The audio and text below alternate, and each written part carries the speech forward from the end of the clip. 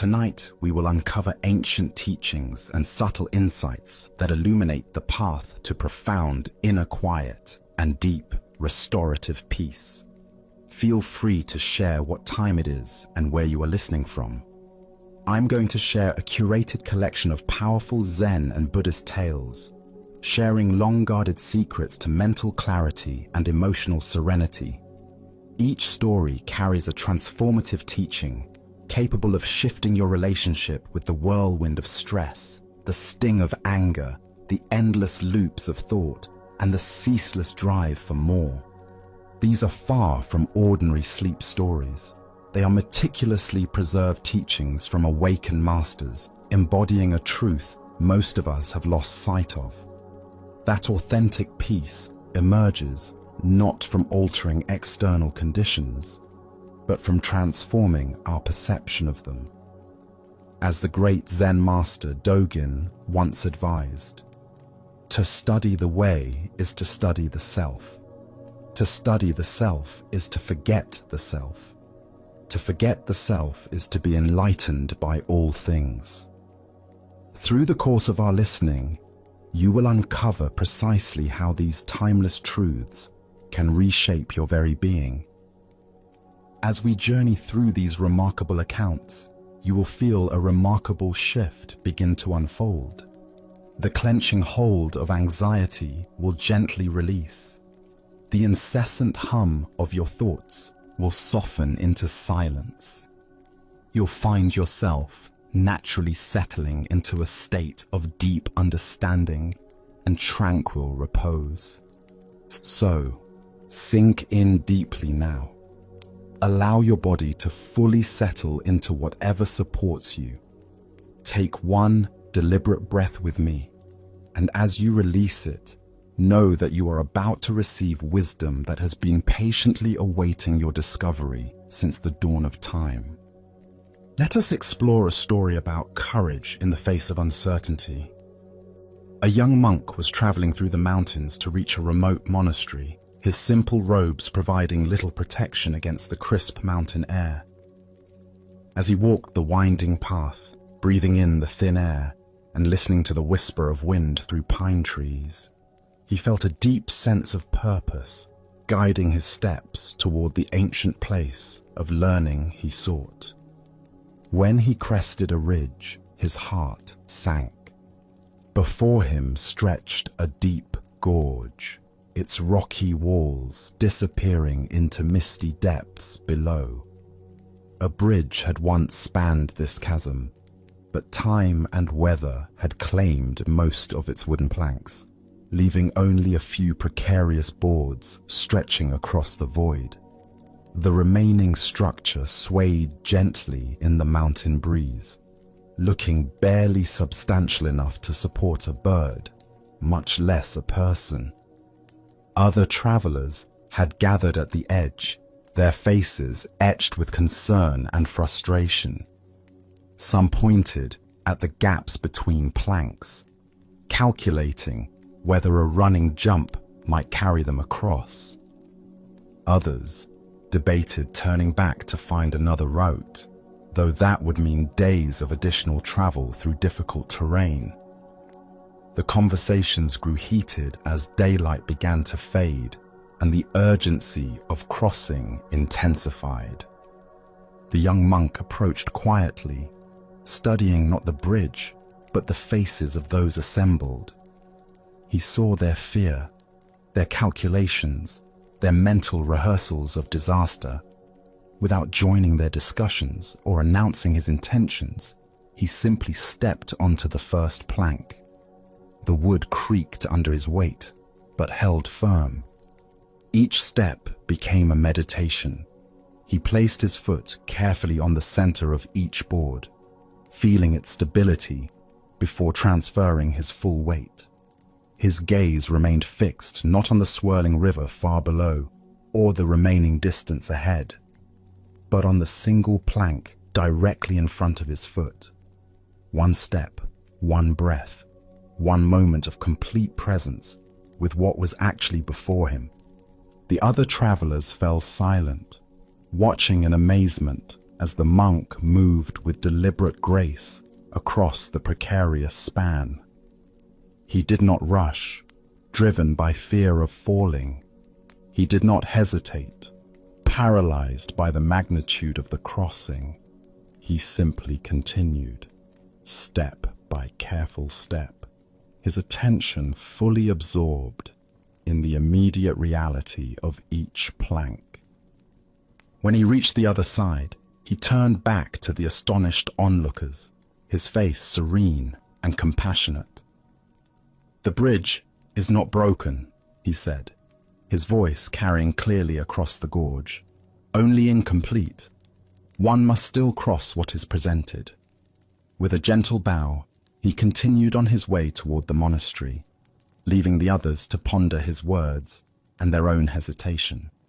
Buddha's wisdom reminds us, if you are facing in the right direction, all you need to do is keep walking.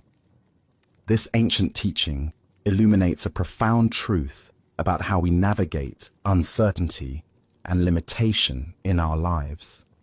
The monk understood that perfection of conditions is not a prerequisite for moving forward. Life constantly presents us with incomplete bridges, situations that are less than ideal, but still possible when approached with presence and courage. Why do we so often wait for complete bridges before we're willing to cross?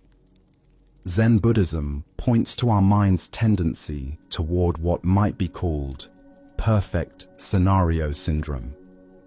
We become fixated on having all conditions aligned before taking action, waiting for complete certainty before moving forward. This mental habit keeps us trapped on the safe side of our own growth and potential. The deeper teaching here shows us that courage is not the absence of fear, but presence with what is actually before us. The other travelers saw only what was missing from the bridge. The monk saw what was present. This shift in perception changes everything. Instead of being paralyzed by gaps and imperfections, we can work skillfully with the resources and opportunities that are available. Consider how often throughout your day you encounter incomplete bridges. The work project that doesn't have all the information you'd like. The relationship conversation you've been avoiding because you don't know exactly what to say. The creative endeavor you haven't started because conditions aren't perfect. These are all incomplete bridges calling for the monk's approach. Complete presence with one step at a time. Zen master Suzuki Roshi taught, "Each of you is perfect the way you are, and you can use a little improvement." This seemingly paradoxical statement captures the essence of working with incomplete bridges. We don't wait for perfection to engage with life fully. We bring our whole presence to imperfect situations and discover they are more passable than our fearful mind suggested. The young monk's practice of keeping his gaze on the plank directly in front of his foot offers profound guidance for modern life. How often do we stumble not because of actual obstacles, but because we're looking ahead to future difficulties or back to past failures instead of attending to the step immediately before us? The email we need to send today, the conversation we need to have this afternoon, the simple task that's been waiting for our attention. Buddhist teacher Jack Cornfield reminds us, most of our difficulties come from our inability to be present with what is, as it is. The incomplete bridge will always look impossible from a distance, but approached with mindful attention, one plank at a time, it becomes not just passable, but an opportunity for developing unshakable confidence in our ability to work with whatever life presents. Tonight, as you consider the incomplete bridges in your own life, can you identify the first plank that's actually in front of you? Perhaps it's making that phone call you've been postponing, having that difficult conversation, or taking the first step toward a goal that seems overwhelming when viewed in its entirety. The bridge is not broken, only incomplete. As the Buddha taught, a jug fills drop by drop. Every complete journey across life's challenges begins with the willingness to place one foot on the first plank that's available, trusting that presence and careful attention will carry us safely across what initially appeared impossible. Our next story reveals a profound truth about the nature of learning and spiritual receptivity. In a distant monastery known for its vast library and learned scholars, there lived an abbot renowned throughout the region for his deep understanding of Buddhist teachings. Students traveled from far and wide to sit at his feet and receive instruction in the Dharma. One autumn morning, a distinguished scholar arrived at the monastery gates. His reputation preceded him, for he had spent decades studying the sacred texts, memorizing countless sutras, and debating the finest points of Buddhist philosophy with masters across the land. His robes were fine, his bearing confident, and his knowledge seemingly limitless. The scholar was granted an audience with the humble abbot, who received him in a simple room overlooking the monastery garden. As they sat facing each other on worn cushions, the scholar immediately began to display his learning. For hours, he quoted from the Lotus Sutra, analyzed the deeper meanings of the Diamond Sutra, and offered sophisticated interpretations of the Buddha's teaching on the Four Noble Truths. His words flowed like a rushing river, each sentence carefully constructed to demonstrate his mastery of doctrine. He spoke of emptiness and form, of the interdependence of all phenomena, of the subtle distinctions between various schools of Buddhist thought. The abbot listened patiently, occasionally nodding, his weathered hands resting calmly in his lap. As the afternoon wore on, the scholar's discourse grew even more elaborate. He debated the finer points of meditation practice, analyzed the historical development of Buddhist philosophy, and compared the teachings of various masters with scholarly precision. He paused occasionally, expecting praise for his vast knowledge, waiting for the abbot to acknowledge his profound understanding. Finally, as the sun began to set and golden light filtered through the simple paper windows, the scholar paused, confident he had demonstrated his exceptional grasp of the Dharma. The abbot smiled gently and reached for a simple clay teacup sitting nearby. Without a word, he picked up a ceramic pitcher filled with cool water and began to pour. The water flowed steadily into the cup, filling it to the brim. But the abbot continued pouring. The water overflowed, spilling onto the low wooden table between them, then cascading to the floor below. Still the abbot poured, his expression serene and focused, as if this were the most natural thing in the world. "Stop!" the scholar exclaimed, breaking from his scholarly composure. "The cup is full. No more will go in." The abbot set down the pitcher and looked directly into the scholar's eyes with infinite kindness. "Your mind," he said quietly, "is like this cup, so full of what you already know, there is no room for anything new. To truly understand, you must first empty your well." For the first time in many years, the scholar found himself completely silent, his racing thoughts suddenly still, truly listening to something beyond his own vast accumulation of knowledge. The Buddha once said, "Empty your boat of all the water that has collected in it, so it may travel lightly and swiftly."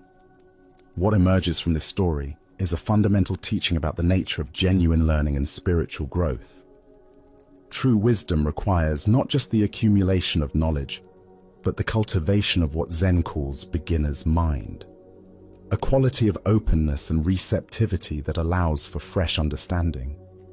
Why do we fill our cups so completely that nothing new can enter? Buddhist psychology identifies several patterns that create this spiritual impediment. First is what might be called knowledge pride, the subtle ego satisfaction that comes from accumulating information and displaying our understanding. When we become attached to being seen as knowledgeable, we unconsciously resist experiences that might challenge or expand our existing framework. Second is the mind's tendency toward closure. Once we think we understand something, we stop paying attention to it with fresh eyes. We've categorized it, filed it away, and moved on to the next topic. But the Buddha's teachings point to truths that cannot be fully grasped through intellectual analysis alone.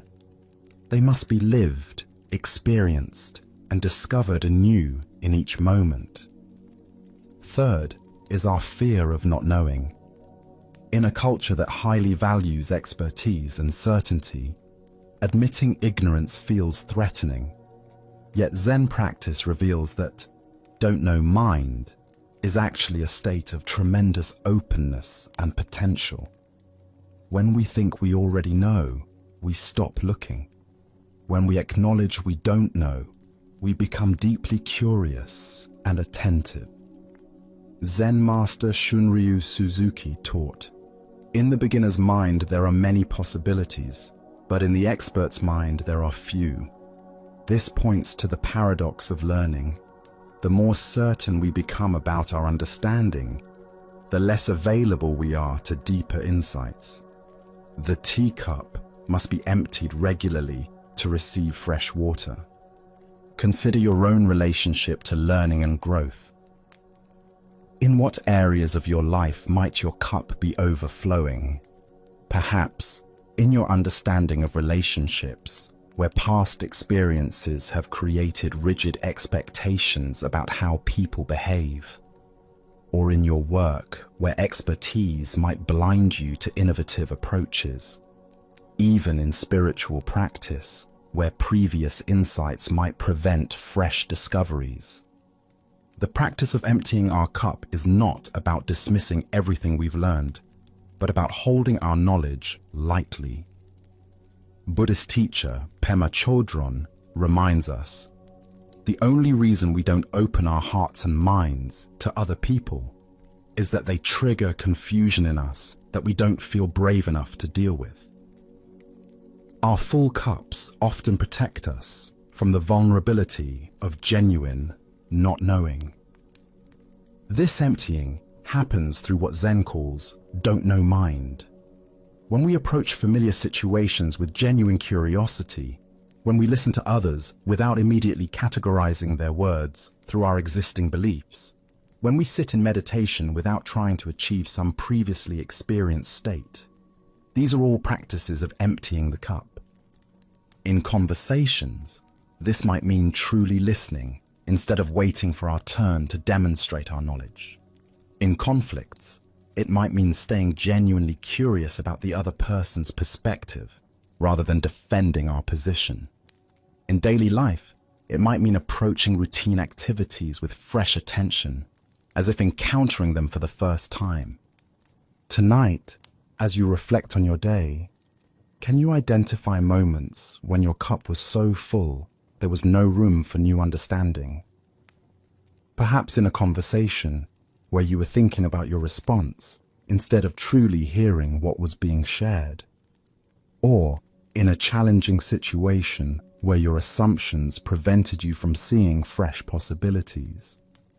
As the Buddha taught, it is better to travel well than to arrive.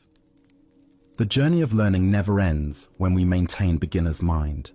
By regularly emptying our cups, we ensure there's always room for the fresh water of wisdom that flows continuously around us, waiting for vessels open enough to receive it. Let us now turn to a tale about finding beauty within imperfection. In a mountain village renowned for its pottery, there lived a master craftsman whose glazes were so flawless that nobles and merchants traveled great distances to acquire his work. His pieces were prized throughout the region for their perfect symmetry, their unblemished surfaces that caught light like still water, and their glazes that seemed to hold the very essence of sky and earth within their depths. The potter's workshop was a place of meticulous order. Every tool had its place. Every technique had been refined through decades of practice, and every piece that emerged from his kiln met the highest standards of technical excellence. His apprentices watched in reverence as he shaped clay with hands that seemed to know intuitively the perfect thickness for each wall, the ideal curve for each rim. One spring morning, the potter began work on what he envisioned as his masterpiece, a vase that would embody everything he had learned about form, proportion, and the mysterious alchemy of fire and clay.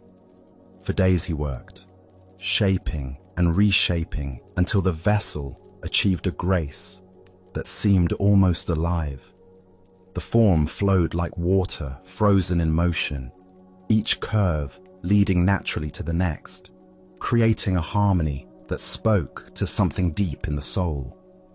When the time came for firing, he placed the vase carefully in the center of his kiln, surrounded by other pieces, but given the place of honor. He tended the fire with extraordinary care, adjusting the temperature with subtle precision, monitoring each stage of the firing process as if his life depended on it. Everything proceeded perfectly, but when he opened the kiln after the cooling period, his heart stopped. There, across the vase's otherwise flawless surface, ran a hairline crack, barely visible yet undeniably present. It traced a delicate path from the neck toward the base, like a whispered imperfection in an otherwise perfect song. His apprentices, seeing the master's expression of disappointment, quickly moved to remove the piece and add it to the pile of seconds that would be sold cheaply in the village market, or perhaps broken down and recycled into new clay. "No," the potter said quietly, his voice carrying an unexpected gentleness. "This one stays." To everyone's surprise, he carried the vase not to the storage room, but to his personal quarters, placing it on a special shelf among his most treasured possessions.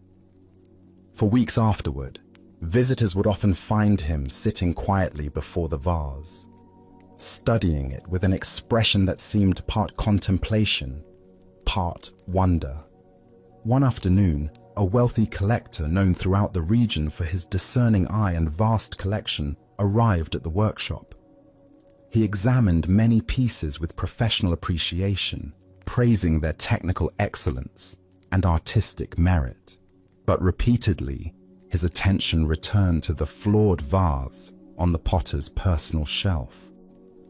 Finally, unable to contain his curiosity, he pointed to it. "That piece," he said, his voice filled with genuine wonder, "is truly extraordinary. The crack, though certainly unintended, somehow emphasizes the strength and beauty of the form itself. It's like a lightning bolt revealing the mountain's core, or a river defining the landscape through which it flows. It speaks of resilience, of beauty that encompasses the unexpected. It whispers stories of the journey through fire." The potter smiled, understanding passing between them like a shared secret. He had already learned what the collector was just discovering, that true artistry wasn't found only in avoiding imperfections, but in recognizing how those imperfections could reveal deeper truths about the beauty and resilience inherent in all created things. As the Buddha observed, there is no lotus without mud. The heart of this lesson lies in understanding that imperfection is not the enemy of beauty, but often its most profound teacher. The crack in the vase revealed something that perfect smoothness could never show. The tension and strength required to hold together under pressure. The story of transformation through fire. the delicate balance between fragility and endurance that defines all existence. Why do we struggle so intensely with our own cracks and imperfections? Buddhist teaching points to our deep conditioning around what constitutes value and worthiness. From early childhood, we learn to associate love and acceptance with meeting certain standards, with being good enough according to external measures. This creates what Zen calls perfectionist mind, a relentless internal critic that sees any deviation from an imagined ideal as failure. This perfectionist conditioning causes us to hide our cracks rather than recognize them as part of our unique beauty. We develop elaborate strategies to appear flawless, spending enormous energy maintaining facades of competence, happiness, or spiritual attainment. But these efforts often distance us from the very connections and authentic experiences we truly seek. The Japanese aesthetic principle of wabi-sabi teaches us to find beauty in impermanence, imperfection, and incompleteness. In this worldview, the crack in the potter's vase doesn't diminish its beauty, it completes it. It tells the story of its creation, reveals its humanity, and invites us to appreciate it not despite its flaw, but because of how that flaw contributes to its unique character. Consider your own relationship with your perceived imperfections. Perhaps it's the way your voice cracks when you're nervous, which actually makes others feel more at ease with their own vulnerability. Or the scar that tells the story of an adventure or accident that shaped who you became. These apparent flaws often become the very qualities that others find most endearing and authentic about us. Zen teacher Charlotte Joko Beck taught, "We are all perfect as we are, and we could all use a little improvement." This paradox captures the essence of working skillfully with our imperfections. We don't need to be fixed or completed to be worthy of love and acceptance. Yet this acceptance doesn't prevent us from growing and learning. The crack also represents resilience, the ability to continue functioning and even thriving despite damage or stress. When we try to appear perfect, we often become brittle, afraid that any challenge will shatter our carefully constructed image. But when we acknowledge our cracks openly, we develop a different kind of strength. The flexibility to bend without breaking, the authenticity that comes from self-acceptance. In relationships, showing our cracks often deepens connection rather than weakening it. When we let others see our struggles, our uncertainties, our learning edges, we invite them to be equally authentic. The cracks become doorways for genuine intimacy and mutual support. Buddhist practice encourages us to investigate our aversion to imperfection with gentle curiosity. What stories do we tell ourselves about what we need to be in order to be acceptable? How much energy do we spend trying to hide our natural human limitations? What might become possible if we brought the potter's appreciative awareness to our own beautiful cracks? Tonight, as you notice the places where you feel imperfect or flawed, can you look at them with the collector's discerning eye? Perhaps that tendency toward anxiety reveals your deep sensitivity to others' needs. Maybe that quick temper shows your passionate commitment to fairness. These cracks don't diminish your worth. They tell the story of your unique journey through the fires of experience. As the Buddha taught, better than 1,000 hollow words is one word that brings peace. Sometimes that one word is simply enough, the recognition that we are already complete, cracks and all, already worthy of love, already beautiful in our imperfect humanity. As we continue our journey through the wisdom of Zen Buddhism, let us explore a story about the futility of constant struggle against the natural order.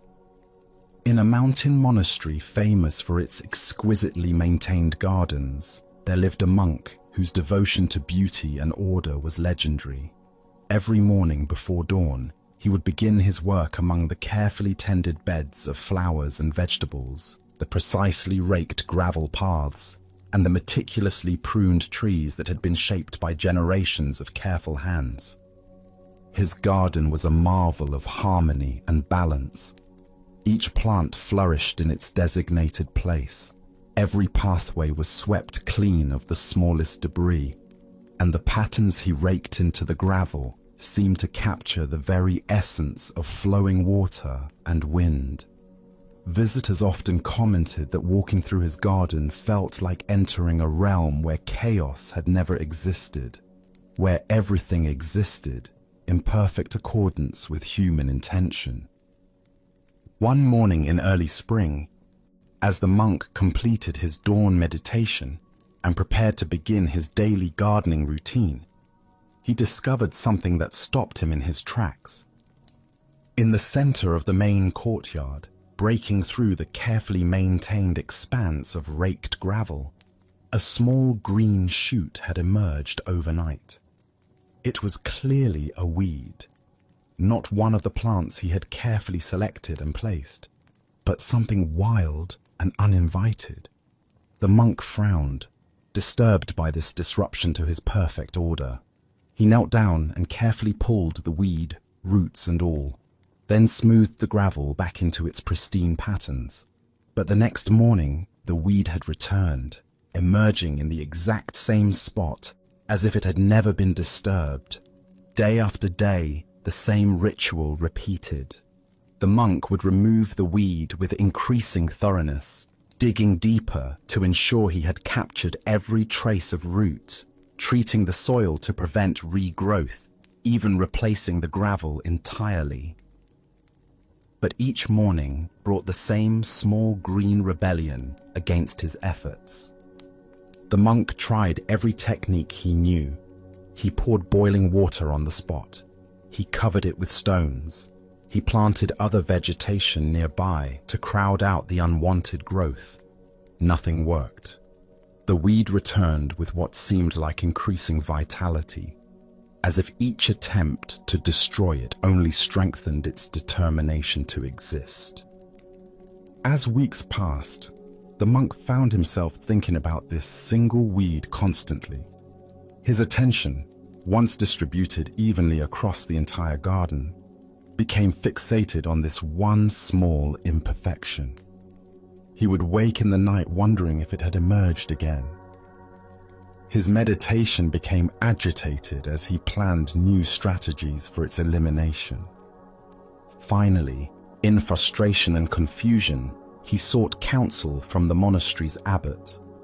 The elder monk listened patiently to the gardener's tale of struggle, nodding with understanding and gentle amusement. When the story was complete, the abbot smiled. "Perhaps," he suggested with characteristic gentleness, "the weed is not an enemy to be conquered, but a teacher to be welcomed. Consider what it demonstrates: resilience, an unwavering commitment to life, and the ultimate futility of fighting against the fundamental nature of existence. Instead of battling this small teacher, why not tend to the rest of your garden and let the weed remind you that even in our most carefully ordered lives, there is always something wild and untamed." From that day forward, the monk's relationship with his garden transformed completely.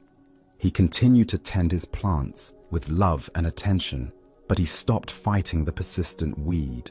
Instead, he began to observe its cycle of growth with curiosity and even appreciation. In doing so, he discovered a strange and unexpected peace, the relief that comes from surrendering an unwinnable battle. Buddha's wisdom tells us, pain is certain, suffering is optional. This ancient teaching shows us that the gardener's suffering came not from the weed itself, but from his resistance to its existence. The weed simply was, growing according to its nature, responding to sunlight and moisture, following the irresistible impulse toward life that moves through all things. The suffering arose from the monk's insistence that reality should be different than it was. Why do we exhaust ourselves fighting unwinnable battles? Zen Buddhism points to our deep conditioning around control and our resistance to accepting what is beyond our influence. The mind creates an illusion that we can manage all aspects of our experience if we just try hard enough, plan carefully enough, or fight persistently enough. This leads to what might be called gardener's syndrome, the belief that life should conform to our careful designs. But existence includes forces beyond our control. There will always be weeds in our carefully tended gardens, the difficult colleague who triggers our anger, the physical limitation that constrains our plans, the emotional pattern that resurfaces despite our efforts to overcome it. These persistent challenges are not signs of our failure, but invitations to develop a different relationship with what we cannot change. The deeper wisdom here reveals itself when we recognize that our energy is finite and precious. Every moment spent fighting unchangeable circumstances is energy not available for nurturing what can actually grow and flourish under our care. The monk could have channeled his frustrated efforts toward cultivating more beauty in other parts of the garden, but his fixation on the one weed prevented him from seeing these possibilities. Consider the persistent weeds in your own life. Perhaps it's a family member whose behavior consistently triggers your frustration, despite your repeated efforts to change them. Or a physical condition that requires ongoing management rather than cure. Maybe it's an aspect of your personality that you've tried for years to eliminate, but that keeps returning in various forms. Zen teacher Suzuki Roshi taught, "You are perfect as you are, and you could use a little improvement." This apparent contradiction points to the middle way between resignation and futile struggle. We continue to tend our gardens with care and intention, but we hold our efforts lightly, recognizing that perfect control is neither possible nor necessary for a meaningful life. The abbot's suggestion to let the weed remind you transforms the persistent problem from an enemy into a teacher. That difficult person becomes a mirror reflecting our attachment to having things our way. The recurring challenge becomes a practice ground for developing patience and acceptance. The limitation becomes a boundary that helps us appreciate what is actually within our influence. This doesn't mean becoming passive or abandoning all effort to create positive change.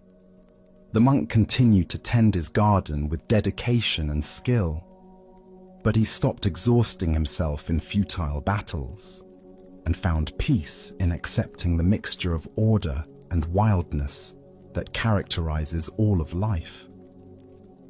Buddhist practice includes what's called skillful effort, learning to distinguish between the changes we can influence and those we cannot. This discernment prevents us from wasting precious energy on unwinnable fights, while ensuring we don't abandon responsibility for what is genuinely within our power to affect. Tonight, as you consider the persistent weeds in your own carefully tended life, can you identify which battles might be consuming energy that could be better directed elsewhere? What if you stopped fighting that one recurring challenge and instead let it teach you about resilience, acceptance, and the wild nature that exists alongside all human attempts at perfect order? As the Buddha taught, hatred is never appeased by hatred in this world. By non-hatred alone is hatred appeased. This is a law eternal. Sometimes the most radical act is not to fight our persistent weeds, but to let them grow while we tend to the rest of our garden with renewed appreciation and joy. Let us continue on our journey with a tale about the true nature of fulfillment and the difference between seeking and finding. By a gently flowing river that wound through hills covered in bamboo and willow trees, there lived an old fisherman known throughout the valley for his wisdom and serenity. Every morning, as the mist rose from the water and the first light touched the mountains, he would carry his simple bamboo rod to the same quiet spot along the riverbank. The old man had fished these waters for more years than anyone could remember. His weathered hands moved with practiced grace as he prepared his line, selected his bait, and cast into the slow-moving current. But those who observed him closely noticed something unusual about his fishing practice. He rarely seemed to catch anything, yet his contentment appeared deeper than that of fishermen who returned home with heavy baskets. One bright morning, a young fisherman who had heard stories about the old master decided to seek him out. This younger man was ambitious and skilled, known for his ability to read the water and locate the best fishing spots.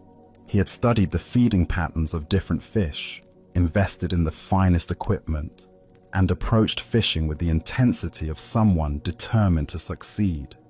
The young fisherman found the old man sitting peacefully by the water, his line cast into a section of river that appeared to hold no particular promise. For hours, the younger man watched, growing increasingly puzzled. The old master's technique seemed adequate, but not exceptional. His equipment was simple, almost primitive by modern standards.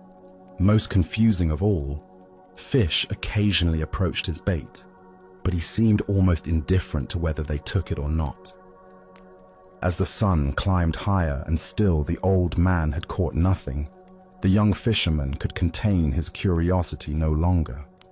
Approaching respectfully, he bowed and said, "Honored elder, I have watched you for many hours.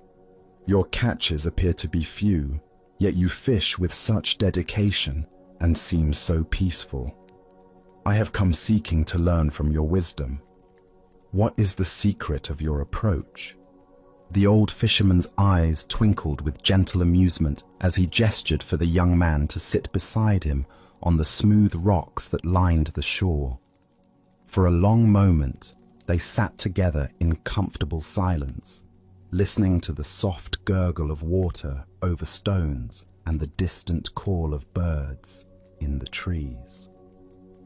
"My young friend," the old man finally spoke, his voice carrying the quiet authority of deep experience. "You ask about my secret, but perhaps you are looking in the wrong direction. My secret lies not in the fish I catch, but in the net I do not see." The young fisherman looked confused, glancing around for some hidden net or equipment he had missed. The old man smiled and continued, "Every cast, every moment of waiting, every breath taken beside this flowing water is an act of complete presence. The fish are merely a bonus, a gift when they choose to offer themselves. The true catch is the quiet mind, the rhythm of the water moving through my awareness, and the understanding that even when my basket remains empty, something profound is always being received." He paused, watching as his line drifted gently downstream. "You see, I have learned that there are two kinds of fishing. One seeks to capture something outside ourselves to fill an inner emptiness. The other discovers that the fullness we seek has been present all along, waiting not to be caught, but to be recognized." The young fisherman sat in thoughtful silence, beginning to understand that he had come seeking technical knowledge, but was receiving something far more valuable, a completely different understanding of what it means to find what we're truly looking for. The Buddha once said, "You yourself, as much as anybody in the entire universe, deserve your love and affection." This tale unveils a profound truth about the nature of seeking and fulfillment. The old fisherman had discovered that what we're ultimately looking for is not outside ourselves, waiting to be captured, but is the very awareness with which we approach our seeking. Why do we exhaust ourselves chasing external achievements and acquisitions when deeper satisfaction remains elusive? Buddhist psychology explains that we've been conditioned to believe that happiness comes from getting something we don't currently have. This creates what Zen calls hungry ghost mind, a state of constant craving that can never be satisfied because it's based on a fundamental misunderstanding about the nature of contentment. The young fisherman represents our usual approach to life, goal-oriented, results-focused, always measuring success by what we manage to capture or achieve. While this approach can certainly bring practical results, it often leaves us feeling empty despite our accomplishments. We catch the fish, but miss the deeper nourishment available in the process itself. The invisible net the old fisherman speaks of represents the field of awareness that surrounds and permeates every experience. When we learn to fish with this net, we discover that fulfillment is not dependent on outcomes, but arises from the quality of presence we bring to whatever we're doing. The rhythm of casting becomes a meditation. The waiting becomes an opportunity for stillness. Even the fish that escape become teachers about non-attachment. Consider your own relationship with seeking and achieving. How often do you postpone contentment until you reach the next goal, acquire the next possession, or solve the next problem? This pattern keeps us perpetually in the future, missing the richness available in the present moment. The old fisherman had learned to find fulfillment in the process rather than the product. Zen master Thich Nhat Hanh teaches, "There is no way to happiness. Happiness is the way." This points to the same understanding the fisherman embodies. We don't fish in order to be happy when we catch something. We fish happily, allowing the activity itself to be complete regardless of external results. This doesn't mean abandoning all goals or efforts. The old man still cast his line, still used proper technique, still hoped for fish, but he held these activities lightly, without the desperate attachment that turns every pursuit into a source of suffering. He had learned what Buddhist teaching calls skillful action, engaging fully while remaining unattached to specific outcomes. The invisible net also represents the interconnected web of relationships and experiences that supports us at every moment. The warmth of sunlight, the sound of flowing water, the breath moving through our body, the very capacity for awareness itself. These gifts are constantly being offered, but we miss them when we're fixated on catching something else. Buddhist practice cultivates this recognition through mindfulness meditation. As we learn to pay attention to present moment experience without constantly trying to change or improve it, we discover the abundance that's always available. The breath becomes as interesting as any external achievement. The simple act of sitting becomes as fulfilling as any acquisition. This understanding transforms our relationship with work, relationships, and all our daily activities. Instead of rushing through experiences to get to some imagined better future, we learn to inhabit them fully. The commute becomes an opportunity for awareness rather than just time to endure. The difficult conversation becomes a chance to practice presence rather than just an obstacle to overcome. Tonight, as you reflect on your own seeking and striving, can you identify the invisible net that's always available to you? Perhaps it's the steady rhythm of your breathing, the feeling of being supported by the chair or bed beneath you, or simply the miracle of consciousness itself witnessing this moment. These gifts require no effort to receive, no achievement to deserve. As the Buddha taught, peace comes from within. Do not seek it without. The old fisherman had discovered this inner peace that doesn't depend on external circumstances. By learning to fish with presence rather than desperation, with gratitude rather than grasping, he had found the true catch that satisfies completely, the recognition that we already have everything we need for deep contentment. Let us keep going on our journey. The following story reveals the difference between helping and holding on. This is the lesson of the two monks and the woman at the river. Two monks were traveling together along a mountain path, making their way to a distant monastery where they planned to continue their studies. Both were dedicated practitioners who had taken strict vows as part of their spiritual training, including a vow to avoid all physical contact with women. This wasn't born from disrespect, but from their understanding that such discipline helped maintain focus on their spiritual development. As they approached a swollen river where the usual bridge had been damaged by recent storms, they encountered a young woman standing uncertainly at the water's edge. The current was strong and treacherous, filled with debris from the mountain runoff, and she was clearly afraid to attempt crossing alone. "Please, honored monks," she called to them, "could one of you help me cross this dangerous water? I'm not strong enough to make it safely on my own." One of the monks immediately tensed, his mind racing through their monastic rules and the potential complications of this situation. Physical contact with women was explicitly forbidden, and he began formulating explanations for why they couldn't help, perhaps suggestions for alternative solutions that wouldn't require breaking their vows.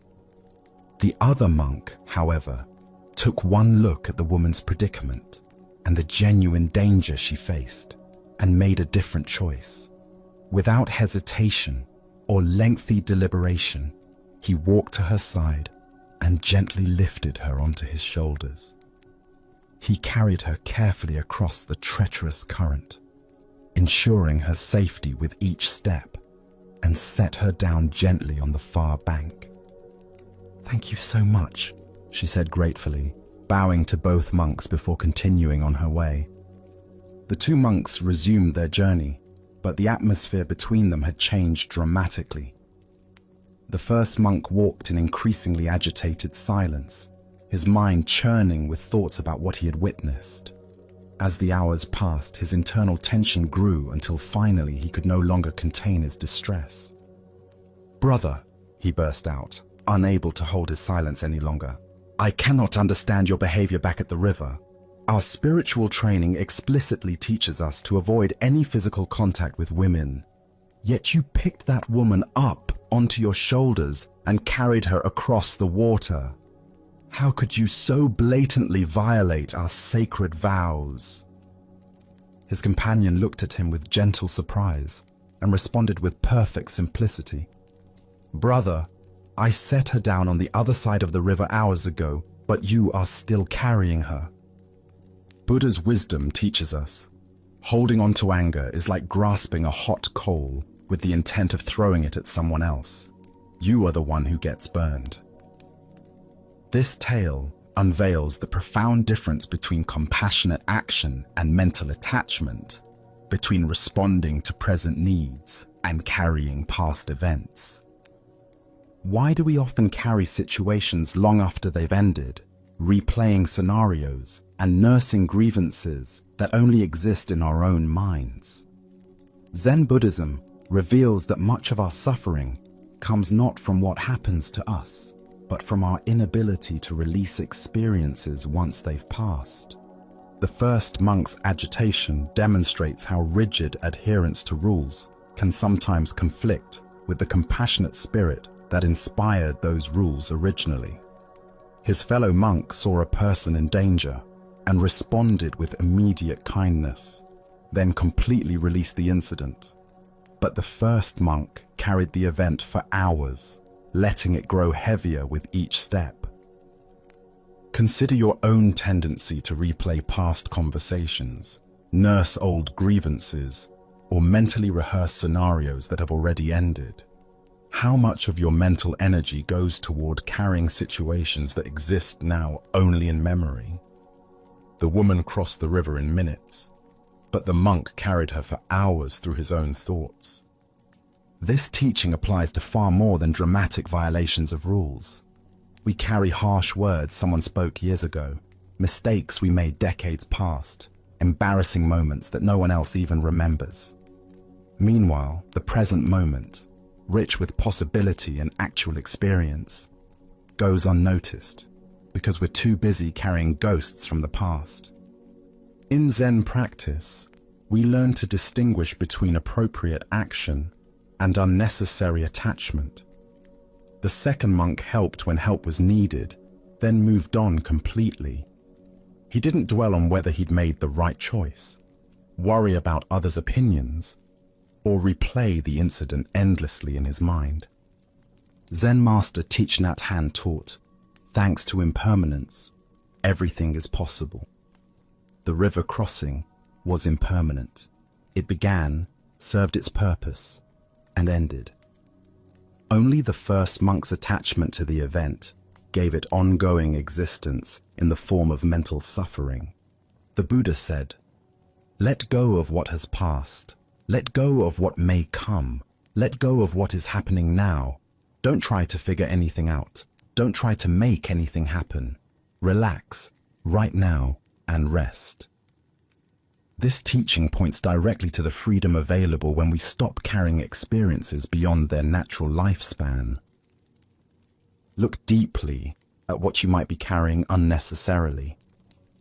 Old resentments, past failures, conversations that upset you, decisions you regret. All of these exist now only because you continue to pick them up and carry them. What would it feel like to set them down? The irony is profound.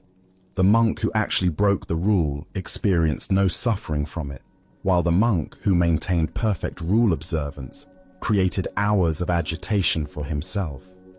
This reveals that suffering often comes not from our actions, but from our thoughts about our actions. Tonight, as you notice your mind returning to past events, old grievances, or situations that have already ended, can you remember the wise monk's example? Can you practice setting down whatever you've been carrying unnecessarily, discovering the lightness that comes from traveling through life without the burden of yesterday's experiences? As Buddha's wisdom reminds us, in the end, only three things matter: how well we have lived, how well we have loved, how well we have learned to let go. True spiritual practice isn't about perfect rule following, but about responding appropriately to what's actually present, then releasing it completely to make space for whatever comes next. Our next story reveals a profound teaching about the nature of emptiness and the surprising places where we discover truth.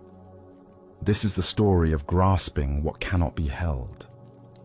In a quiet monastery garden where cherry blossoms drifted gently on the morning breeze, Master Sekyo sat with one of his most earnest students.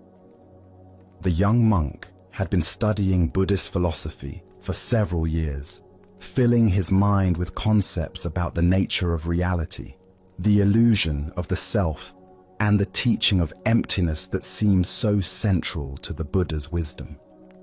He could recite passages about shunyata, discuss the philosophical implications of non-being, and engage in lengthy debates about the relationship between form and void. But for all his intellectual understanding, something felt missing. The words remained just words, concepts floating in his mind without the direct experience that would make them real. He approached his teacher that morning with a question that had been troubling him for months. "Master," the young monk said, bowing respectfully. I have studied the teaching of emptiness extensively. I understand that all phenomena arise and pass away, that nothing has permanent, independent existence. But I feel like I'm only grasping concepts. Can you help me get hold of emptiness itself? Sekio looked at his student with knowing eyes. He had seen this struggle many times before, the gap between intellectual understanding and direct realization, the frustration of trying to grasp with the mind what can only be known through experience. "Show me how you would get hold of emptiness," the master said simply. The monk thought for a moment, then cupped his hands in the air as if he were trying to capture something invisible. He held his hands carefully as though cradling a soap bubble that might burst at any moment. His face was earnest and concentrated, his entire being focused on this attempt to demonstrate his understanding of a teaching about the very nature of nothingness. "There," he said, holding his cupped hands very still. "I'm trying to hold emptiness itself." Sekio looked at the student's empty hands and shook his head gently. "That's not very good," he said with a slight smile. "You haven't got anything in there at all. You're just holding air and calling it something special." The monk's face fell. He had been so certain that his gesture captured something meaningful about the teaching. "Well, master," he said, his voice tinged with disappointment and confusion, "please show me a better way. How does one truly get hold of emptiness?" Without warning, Master Sekio reached out and grabbed the monk's nose, giving it a sharp, firm yank. "Ouch!" the monk yelled, his hands flying to his face, his eyes watering from the sudden, unexpected pain. "Master, that hurt me!" Sekio released his grip and smiled broadly. "Now that," he said with satisfaction, "is how you get hold of emptiness." The monk stood there, rubbing his nose, completely bewildered. His nose throbbed with very real, very unempty pain. How could this physical sensation, this undeniable presence of discomfort, have anything to do with emptiness? It seemed like the opposite of everything he had been studying. But as the initial shock wore off, something began to shift in his understanding. The pain in his nose was absolutely real, yet it was also completely impermanent, already beginning to fade.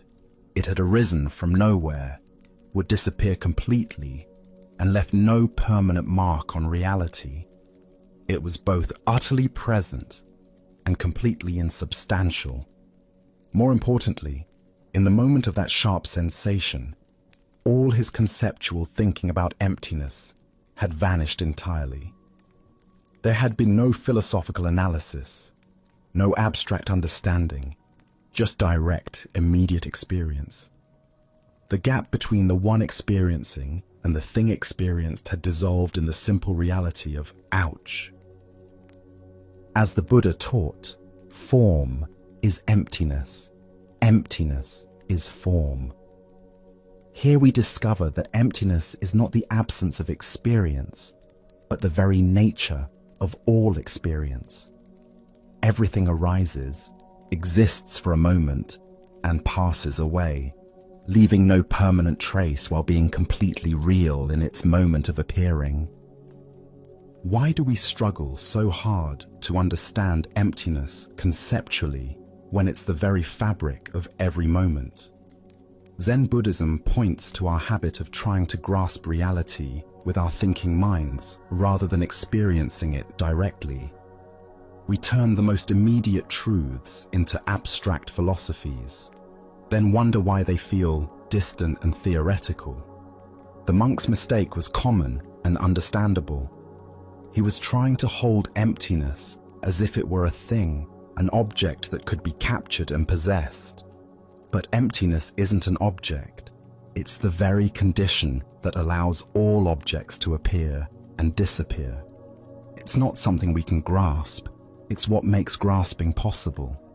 Consider your own experience right now. The thoughts arising in your mind. Where do they come from? Where do they go when they fade? The sensations in your body, the sounds around you, even your sense of being someone who is reading these words, all of it is appearing and disappearing in the space of awareness, like clouds in an empty sky. This emptiness isn't blank nothingness. It's alive, responsive, creative, the very capacity for experience itself.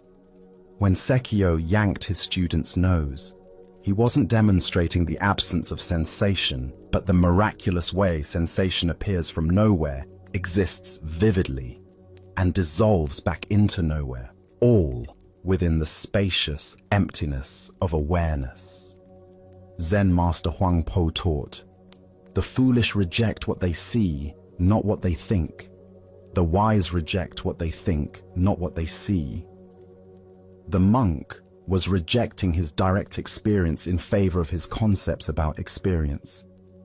The master's intervention brought him back to the immediacy of seeing, feeling, and knowing without the filter of philosophical analysis.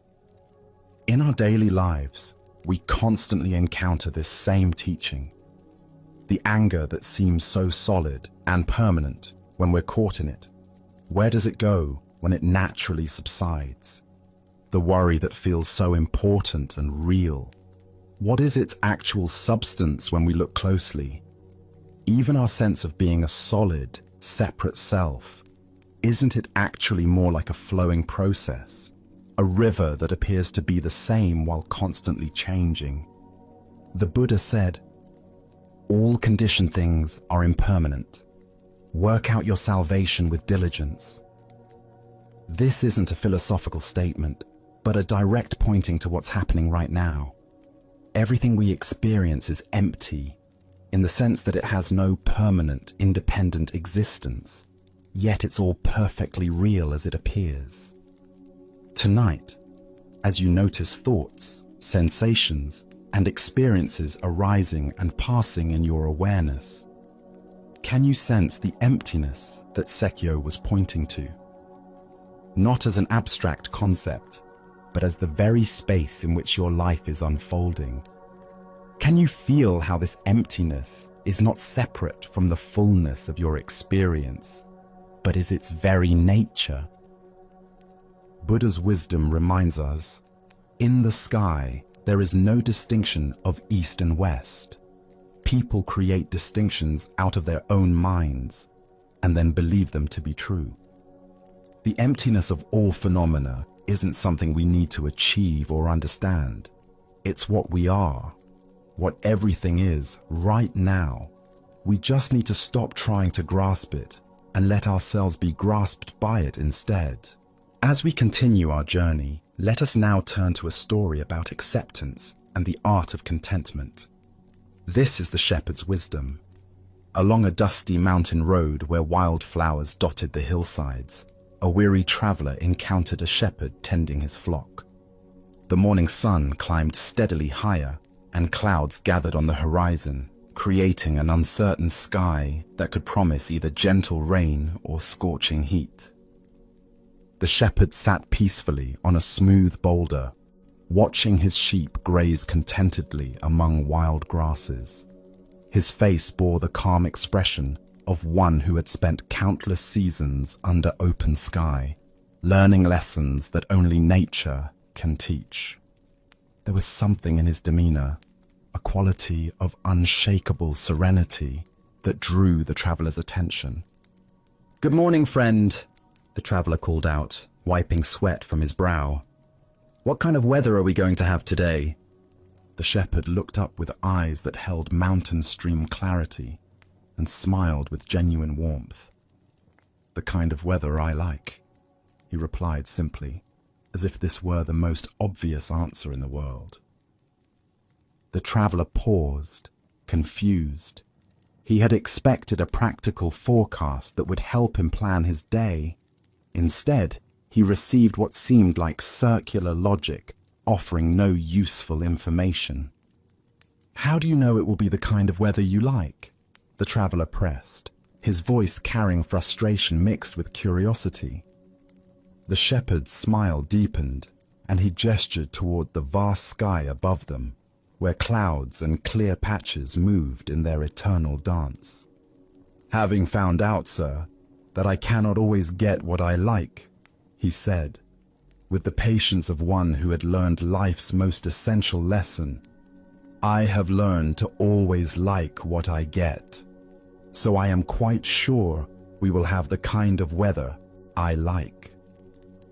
The traveler stood in silence, the profound simplicity of this wisdom settling into his understanding like seeds finding fertile ground.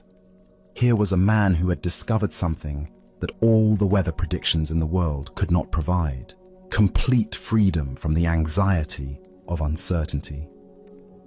As the Buddha observed, attachment is the root of suffering.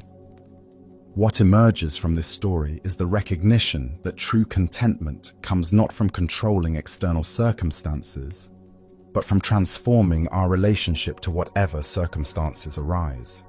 Why do we exhaust ourselves trying to arrange life according to our preferences, rather than learning to find peace within whatever life presents?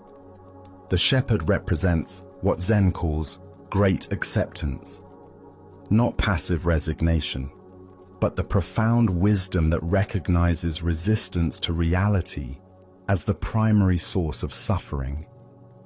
When we fight against what is, we create an internal war that drains our energy and blocks our capacity for contentment. When we learn to align ourselves with reality as it unfolds, we discover the tremendous peace that comes from swimming with the current rather than against it. Consider how much mental and emotional energy we spend each day resisting circumstances beyond our control. Traffic jams, weather that doesn't match our plans, people who don't behave as we think they should. Each resistance creates a small contraction in our awareness, a tiny rebellion against reality that accumulates into chronic dissatisfaction. The shepherd's approach doesn't mean becoming passive or ceasing to have preferences. We can still hope for sunny days while fully accepting rainy ones. We can work toward goals while finding peace when outcomes differ from expectations. The key lies in holding our preferences lightly rather than allowing them to determine our contentment. Zen Master Seng Tsan wrote, "The great way is not difficult for those who have no preferences." This doesn't suggest eliminating all desires, but rather not allowing those desires to become demands that reality must fulfill for us to be okay. Look deeply at your own patterns of resistance. How often do you find yourself arguing with reality, wishing circumstances were different, or believing you'll be content when things change? This tension is optional, not because you should suppress your desires, but because you can learn to hold them more skillfully. The Buddha taught that attachment doesn't mean caring deeply about things. It means making our inner peace conditional on external circumstances, arranging themselves according to our specifications. The shepherd cares about his flock and appreciates comfort, but his fundamental contentment doesn't depend on any particular outcome. Tonight, as you reflect on the day's experiences, both pleasant and challenging, can you find the shepherd's secret within your own awareness? What if contentment isn't waiting for better circumstances, but is available right now through a shift in perspective? As the Buddha taught, happiness does not depend on what you have or who you are. It solely relies on what you think. The shepherd discovered that when we stop demanding that life conform to our expectations, we find the freedom to enjoy life exactly as it presents itself. Now, let us explore a story about the patient path to wisdom and the paradox of urgent seeking. This is the teaching of the one-eyed student. In a peaceful valley, surrounded by cherry trees, a young man had heard stories of a renowned Zen master whose students achieved profound realization through diligent practice.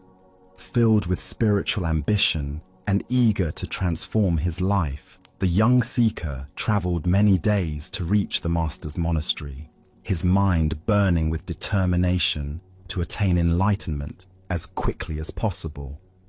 When he finally arrived, dusty from the road and bright with enthusiasm, he immediately sought an audience with the master. The old teacher received him in a simple room overlooking a garden, where monks moved slowly among vegetables and flowers, their movements unhurried and graceful. "Master," the young man said, bowing earnestly, "I have come to study Zen with complete dedication. I am willing to work harder than anyone has ever worked before. Tell me, if I apply myself with absolute diligence and unwavering effort, how long will it take for me to find Zen?" The master sat quietly for a long moment, watching the young man's eager face, noting the tension in his shoulders and the urgent energy that radiated from his posture.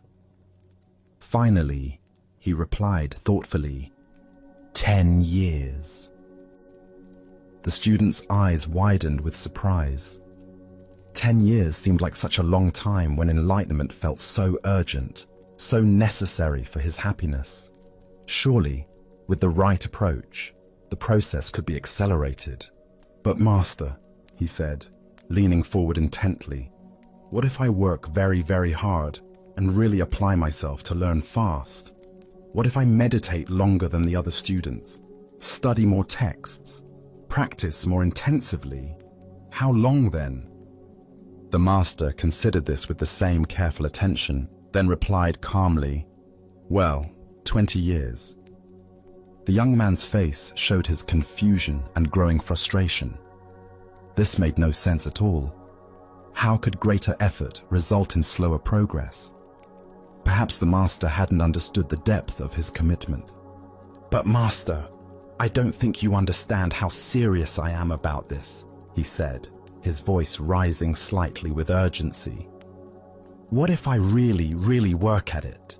What if I dedicate every waking moment to practice, sleep only when absolutely necessary, and push myself beyond all normal limits? Surely then I could achieve realization much faster. How long would it take then?" 30 years, the master replied without hesitation. By now, the student was completely bewildered and increasingly agitated. Nothing the master said made sense according to his understanding of how learning worked. In every other area of life, music, martial arts, scholarship, harder work produced faster results. Why should spiritual practice be different? "Master, I do not understand," he said, no longer able to hide his disappointment and confusion. "Each time that I say I will work harder, you say it will take me longer. This seems completely backwards. Why do you say that?" The master's expression became gentle and compassionate, like a father explaining something important to a beloved child who was old enough to understand. "When you have one eye on the goal, you only have one eye on the path," the master explained quietly. Ancient Buddhist wisdom tells us, the journey of 1,000 miles begins with one step. What emerges from this story is a profound teaching about the nature of spiritual progress and the paradox of goal-oriented seeking. Why does intense goal fixation actually slow our spiritual development? Zen Buddhism reveals several ways that excessive focus on attainment creates obstacles to realization. First is the problem of divided attention. When part of our consciousness is constantly measuring progress toward an imagined destination, we cannot fully inhabit the present moment practices that actually cultivate awakening. Consider learning to play a musical instrument. If you spend half your practice time obsessing about when you'll be good enough to perform publicly, that energy isn't available for the careful attention to finger placement, rhythm, and tone that develops skill. The music emerges through complete absorption in the present moment relationship between musician and instrument, not through anxious projection toward future competence. Second is what Zen calls gaining mind, the subtle grasping that turns spiritual practice into a transaction. When we practice meditation to get enlightenment, study texts to accumulate wisdom, or cultivate compassion to become better people, we're approaching the path as consumers rather than participants. This gaining mind creates a fundamental split between who we think we are now and who we imagine we need to become. The Buddha said, "What you are looking for is where you are looking from." This profound teaching points to the very heart of the Master's lesson. Zen is not something we attain, but something we recognize. It's not a destination we reach, but the very awareness with which we walk the path. This ancient wisdom illuminates why urgent spiritual seeking often becomes self-defeating. When we're frantically pursuing enlightenment, we're operating from the assumption that our present experience is somehow inadequate or incomplete. But Zen teaches that the seeking mind itself is the very awareness we're seeking to find. Look deeply at your own experience of learning and growth. Haven't your most profound insights often come when you weren't actively trying to have insights? Perhaps while walking in nature, washing dishes, or simply sitting quietly without agenda. These moments of natural awareness reveal what the Master was pointing toward. That wisdom emerges when we stop dividing our attention between here and there, now and then. Zen Master Huang Po taught, "Your everyday mind, that is the way." This teaching invites us to examine our relationship to spiritual practice itself. Are we practicing to become someone different, or are we practicing to recognize who we already are? Are we walking the path to get somewhere else, or are we discovering that the path itself is the destination? The student's error wasn't his desire for realization, but his assumption that it existed somewhere other than in his present moment experience. Each time he proposed working harder, he was actually moving further from the natural awareness that practice reveals. Like trying to catch your own shadow by running faster, the more urgently you chase it, the more it seems to flee. In Zen practice, we cultivate what's called just sitting. Meditation without gaining mind, without agenda, without dividing attention between practice and goal. This doesn't mean we become passive or lose our dedication. Instead, we bring wholehearted attention to each moment of practice, allowing insights to emerge naturally rather than forcing them through willful effort. Consider how this teaching might apply to other areas of your life. Perhaps in relationships, where trying too hard to be loved often pushes others away, or in creative work, where forcing inspiration typically produces stilted results, while relaxed attention allows natural creativity to flow. Tonight, as you notice your mind racing toward imagined destinations, the person you want to become, the peace you want to find, the understanding you want to achieve, can you remember the Master's teaching? Can you gently return both eyes to the path, discovering that the journey itself contains everything you thought you were seeking at its end? Buddha spoke of this when he said, "There is no way to happiness. Happiness is the way."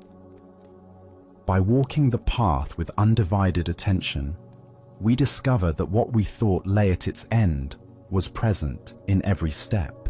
As we continue our journey through the wisdom of Zen Buddhism, let us explore a story about true spiritual power.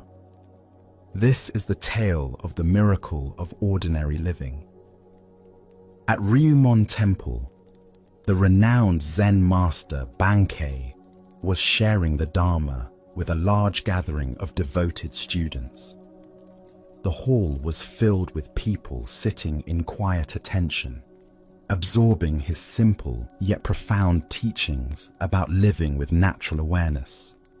The evening light filtered through the temple windows, creating an atmosphere of peace and contemplation. In the midst of his discourse, a disturbance arose near the back of the hall. A Shinshu priest, whose own temple had been losing followers to Bankai's growing reputation, pushed his way through the crowd with obvious agitation. His face was flushed with jealousy, and his movements were sharp with competitive energy.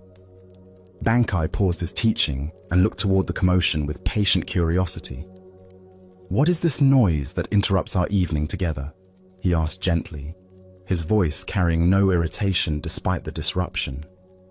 The priest stood up boldly, his voice rising above the murmur of the crowd. "The founder of our sect," he boasted loudly, "had such miraculous powers that he held a brush in his hand on one bank of the river. His attendant held up a paper on the other bank, and the teacher wrote the holy name of Amida through the air. Can you do such a wonderful thing?" The gathered students turned their attention between the challenging priest and their teacher, curious how Bankei would respond to this test of his spiritual abilities. Some expected a demonstration of supernatural powers. Others wondered if their master would engage in debate. Bankai smiled, with the gentle amusement of someone who understood the priest's confusion completely. "Perhaps your fox can perform that trick," he replied lightly. "But that is not the manner of Zen. My miracle is that when I feel hungry, I eat, and when I feel thirsty, I drink." The temple fell into profound silence as the simple profundity of these words settled into the hearts of those present. The priest, expecting magical displays, found himself face to face with a teaching about the extraordinary nature of ordinary experience. The Buddha once said, "If you want to know your past, look at your present condition. If you want to know your future, look at your present actions." This ancient wisdom illuminates how real spiritual power manifests not in supernatural demonstrations, but in complete presence to what is actually happening. Why do we seek the miraculous outside of our immediate experience? Zen Buddhism reveals our tendency to bypass the profound simplicity of life in search of dramatic spiritual experiences. We imagine enlightenment as something exotic, supernatural, or removed from daily existence, when in truth, it's the capacity to be fully present to whatever is arising. The heart of this lesson lies in understanding that consciousness itself is the ultimate miracle. The fact that you can taste food, feel thirst, hear these words, or experience any sensation at all is more extraordinary than any magic trick. Yet, we take these everyday miracles for granted while seeking special powers that would somehow validate our spiritual development. Look deeply at your own experience right now. Can you feel the miracle of breathing without having to think about it? The wonder of your heart beating steadily? The extraordinary fact that light enters your eyes and somehow becomes the vision of these words? These are the real miracles available in every moment. Zen teacher Suzuki Roshi taught, "Each of you is perfect the way you are, and you can use a little improvement." This paradox points to the Zen understanding that we don't need to become someone special to access spiritual truth. We need to fully inhabit who we already are. The Buddha taught, there are only two mistakes one can make along the road to truth: not going all the way and not starting. The path is not about developing supernatural abilities, but about going all the way into the simple reality of this moment, starting exactly where you are, with whatever you're experiencing right now. Consider how the priest's question revealed his own spiritual materialism. the belief that wisdom can be measured by impressive displays rather than by the quality of one's presence. This trap catches many seekers who mistake the extraordinary for the spiritual, when the truly spiritual is found in bringing complete attention to the ordinary. Tonight, as you eat your next meal or drink a glass of water, can you taste the miracle that Bankai pointed to? Can you experience the wonder of simple biological processes that sustain your life? As the Buddha said, the way is not in the sky, the way is in the heart. The miracles we seek are not above us, but within the simple reality of being alive. Now let us explore a story about the power of belief and the destiny we create through faith itself. This is the tale of the general and the coin that revealed truth. A Japanese general faced an impossible situation. His army was greatly outnumbered by enemy forces. The terrain favored his opponents, and by every conventional measure of military strategy, the coming battle should result in devastating defeat. Yet something deep within him remained convinced that victory was possible. Perhaps it was intuition, perhaps it was desperate hope, but he felt certain that his cause was just, and his troops, though fewer in number, possessed a fighting spirit that could overcome the odds. The problem was his soldiers. They could count as well as he could, and they had eyes to see the massive force arrayed against them. Fear rippled through their ranks like a contagion. Doubt clouded their faces. Whispered conversations filled with pessimism spread through the camp, and the general could sense that their morale was crumbling before the battle had even begun. He knew that an army convinced of its own defeat would indeed be defeated, regardless of any other factors. Technical skill, superior weapons, even numerical advantage means nothing when soldiers have already surrendered in their hearts. But an army that truly believed in its victory could accomplish seemingly impossible things through the sheer force of that conviction. On the morning of the battle, as they marched toward their destiny, the general led his troops to a small religious shrine that stood beside the road. This was a place where countless warriors had stopped over the centuries to pray before facing uncertain fate. The general gathered his men around him and led them in earnest prayer, asking for divine blessing and protection in the coming fight. When the prayers were finished, the general reached into his pocket and withdrew a simple coin. He held it high so that every soldier could see it clearly. "My brothers," he called out, his voice carrying across the assembled ranks, "we have prayed, and now we will let heaven itself reveal our destiny. I will toss this coin into the air. If it lands heads, we are fated to win this battle. If it lands tails, we are destined to lose. Let us discover what the gods have decided for us." The soldiers pressed closer, their breathing shallow with anticipation. Everything seemed to depend on this single moment, this one flip of metal spinning through the morning air.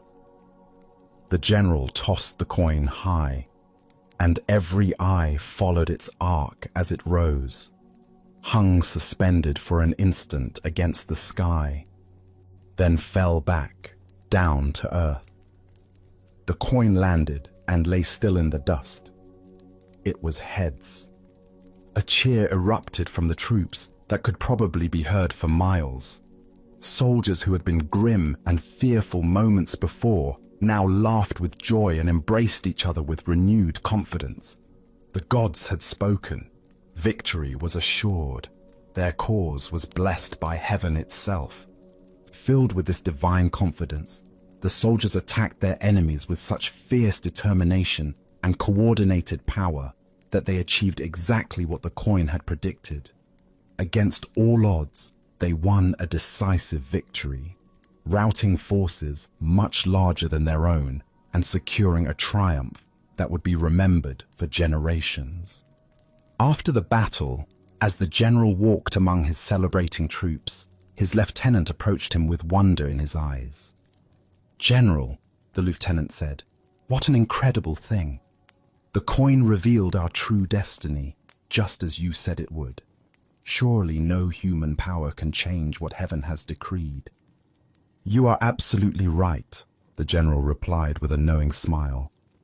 He reached into his pocket and withdrew the coin, holding it so his lieutenant could examine it closely. "No one can change destiny." The lieutenant looked at the coin and gasped. Both sides showed heads. The Buddha once said, "All that we are is the result of what we have thought.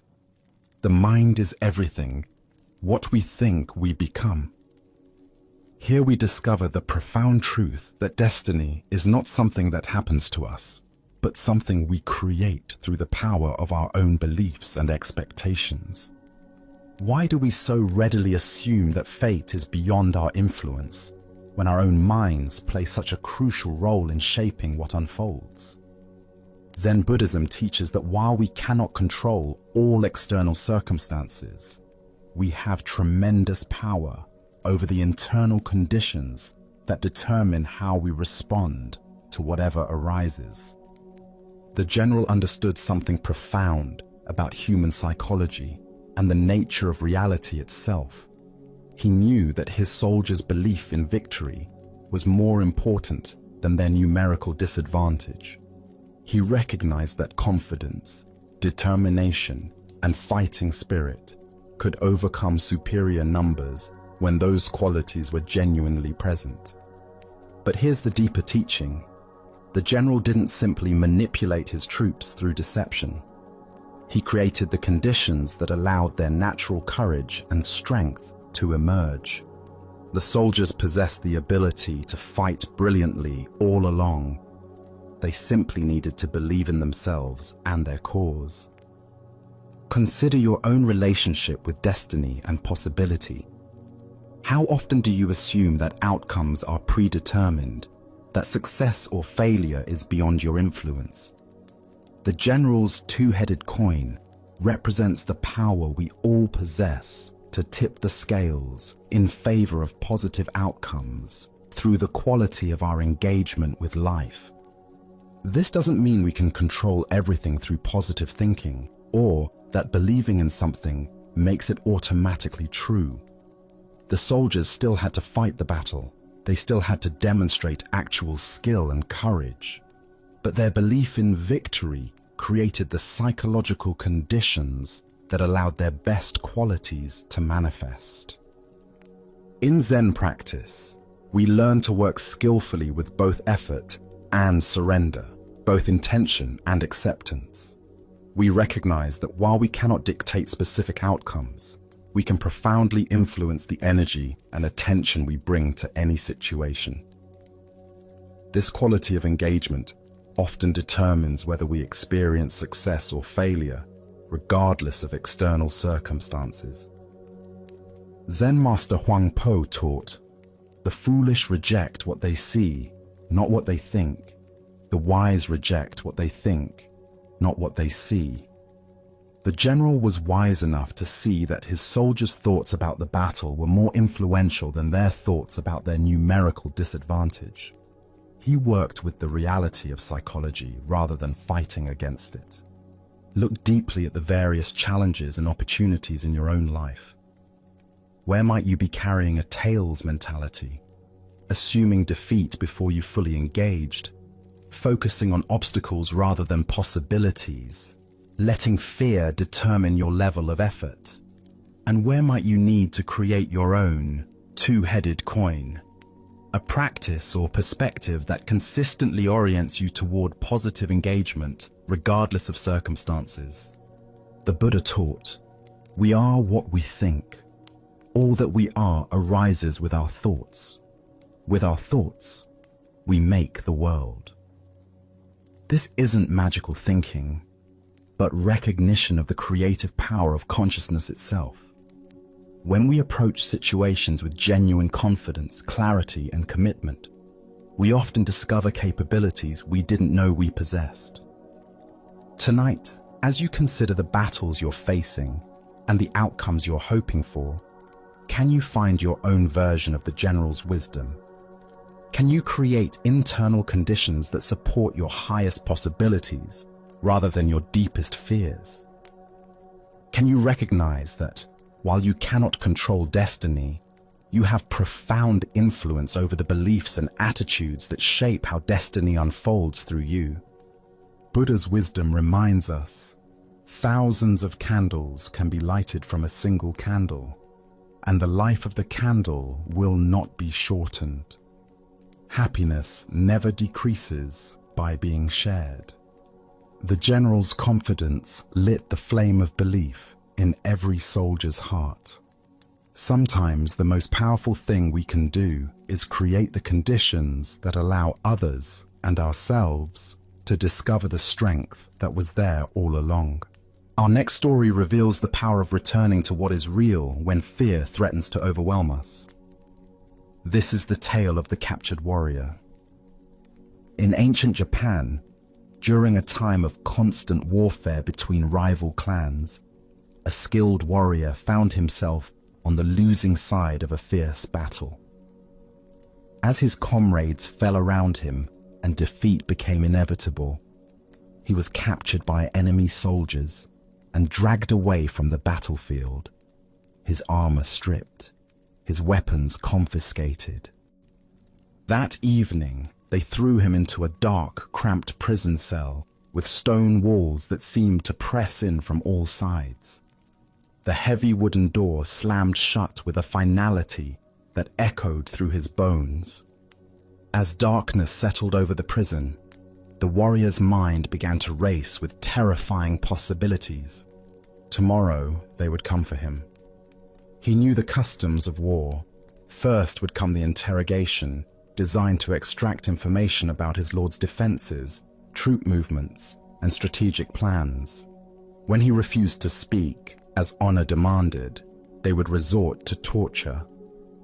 Hot iron, bamboo splinters under his fingernails, methods he had heard described in hushed tones by other warriors. And when they had extracted what they could, or when they grew tired of his silence, would come the execution. As these thoughts consumed him, his heart began to pound so violently he feared it might burst. His breathing became shallow and rapid. Sweat beaded on his forehead despite the cool night air. Sleep seemed impossible as his mind conjured increasingly vivid scenarios of tomorrow's suffering. Hours passed in this torment.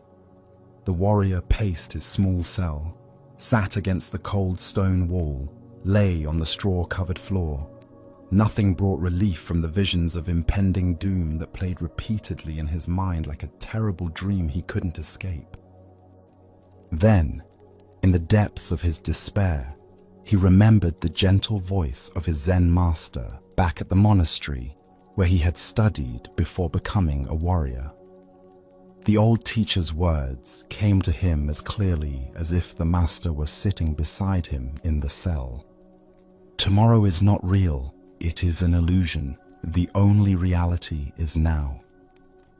At first, the warrior's frightened mind resisted these words. How could tomorrow be an illusion when the threats were so concrete, so inevitable? But as he sat quietly and allowed the teaching to penetrate deeper, something began to shift. He noticed his breathing. In this moment, he was breathing freely. He felt the straw beneath him, rough, but not uncomfortable. He heard the sound of wind moving through the trees outside his window, a sound that spoke of the natural world, continuing its ancient rhythms regardless of human conflict. In this moment, he was not being tortured. In this moment, he was not dying. In this moment, there was simply a man sitting in a cell, alive and aware.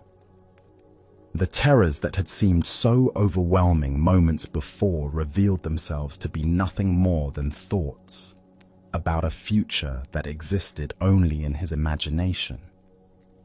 As this understanding deepened, A profound peace settled over the warrior. His breathing slowed and deepened. His racing heart found a steady rhythm. For the first time since his capture, he smiled. The master's wisdom had freed him from a prison far more confining than the stone walls around him, the prison of anxious thoughts about tomorrow. Within minutes, the warrior fell into a deep, peaceful sleep. The Buddha once said, "If you want to know your past, look at your present condition. If you want to know your future, look at your present actions." This ancient wisdom illuminates the profound truth the warrior discovered in his cell. The only moment in which we ever actually live is this one. Why do we torture ourselves with endless scenarios about the future? Zen Buddhism explains that our minds evolved as survival mechanisms, constantly scanning for threats and planning for protection. While this capacity serves us in genuine emergencies, it becomes a source of suffering when we mistake mental projections for reality. Look deeply at your own experience. How much of your anxiety stems from vivid imaginings of future scenarios that may never occur? The presentation you're worried about, the medical test results you're awaiting, the difficult conversation you need to have. These situations exist primarily in thought, not in present reality. The warrior's teaching shows us that we can acknowledge future challenges without being consumed by them. Planning and preparation have their place, but when they transform into obsessive worry, they rob us of peace and clarity. As Vietnamese Zen master Thich Nhat Hanh taught, thanks to impermanence, everything is possible. The future remains unwritten, shaped by causes and conditions we cannot fully predict or control. The worried mind assumes that current difficulties will inevitably continue or worsen, but impermanence teaches us that everything changes. The warrior in his cell could not know what the next day would actually bring. Perhaps his lord's forces would mount a rescue. Perhaps his captors would show mercy. Perhaps diplomatic negotiations would secure his release. Buddha spoke of this when he said, "The past is gone, the future is not yet here, and there is only one moment for you to live." This teaching doesn't encourage us to ignore future responsibilities or avoid reasonable planning. Instead, it invites us to recognize where our attention habitually goes, and to gently guide it back to the richness of present experience. In Zen practice, we cultivate what's called beginner's mind, approaching each moment with fresh awareness rather than predetermined anxiety. When we truly inhabit the present, we often discover that it contains resources for peace and clarity that worried thinking never revealed. Consider how the warrior's shift in attention transformed his entire experience. The same cell, the same uncertain future, but by returning to present moment awareness, suffering transformed into peace. This transformation is available to us in every moment of anxiety or fear. Tonight, as you notice your mind creating stories about tomorrow's challenges, remember the captured warrior and his master's wisdom. What is actually happening right now? What simple experiences, breathing, sitting, the temperature of the air, are available to anchor you in reality rather than imagination? As the Buddha taught, do not dwell in the past. Do not dream of the future. Concentrate the mind on the present moment. In this teaching lies the key to the warrior's prison and our own. Now, let us explore a Zen story about the ultimate nature of spiritual truth. This is the encounter between the emperor and the master. In ancient China, there ruled an emperor known throughout the land for his devotion to the Buddhist path. Unlike rulers who concern themselves only with wealth and territory, this emperor had spent years studying sacred texts, supporting monasteries, and seeking the deepest truths of existence.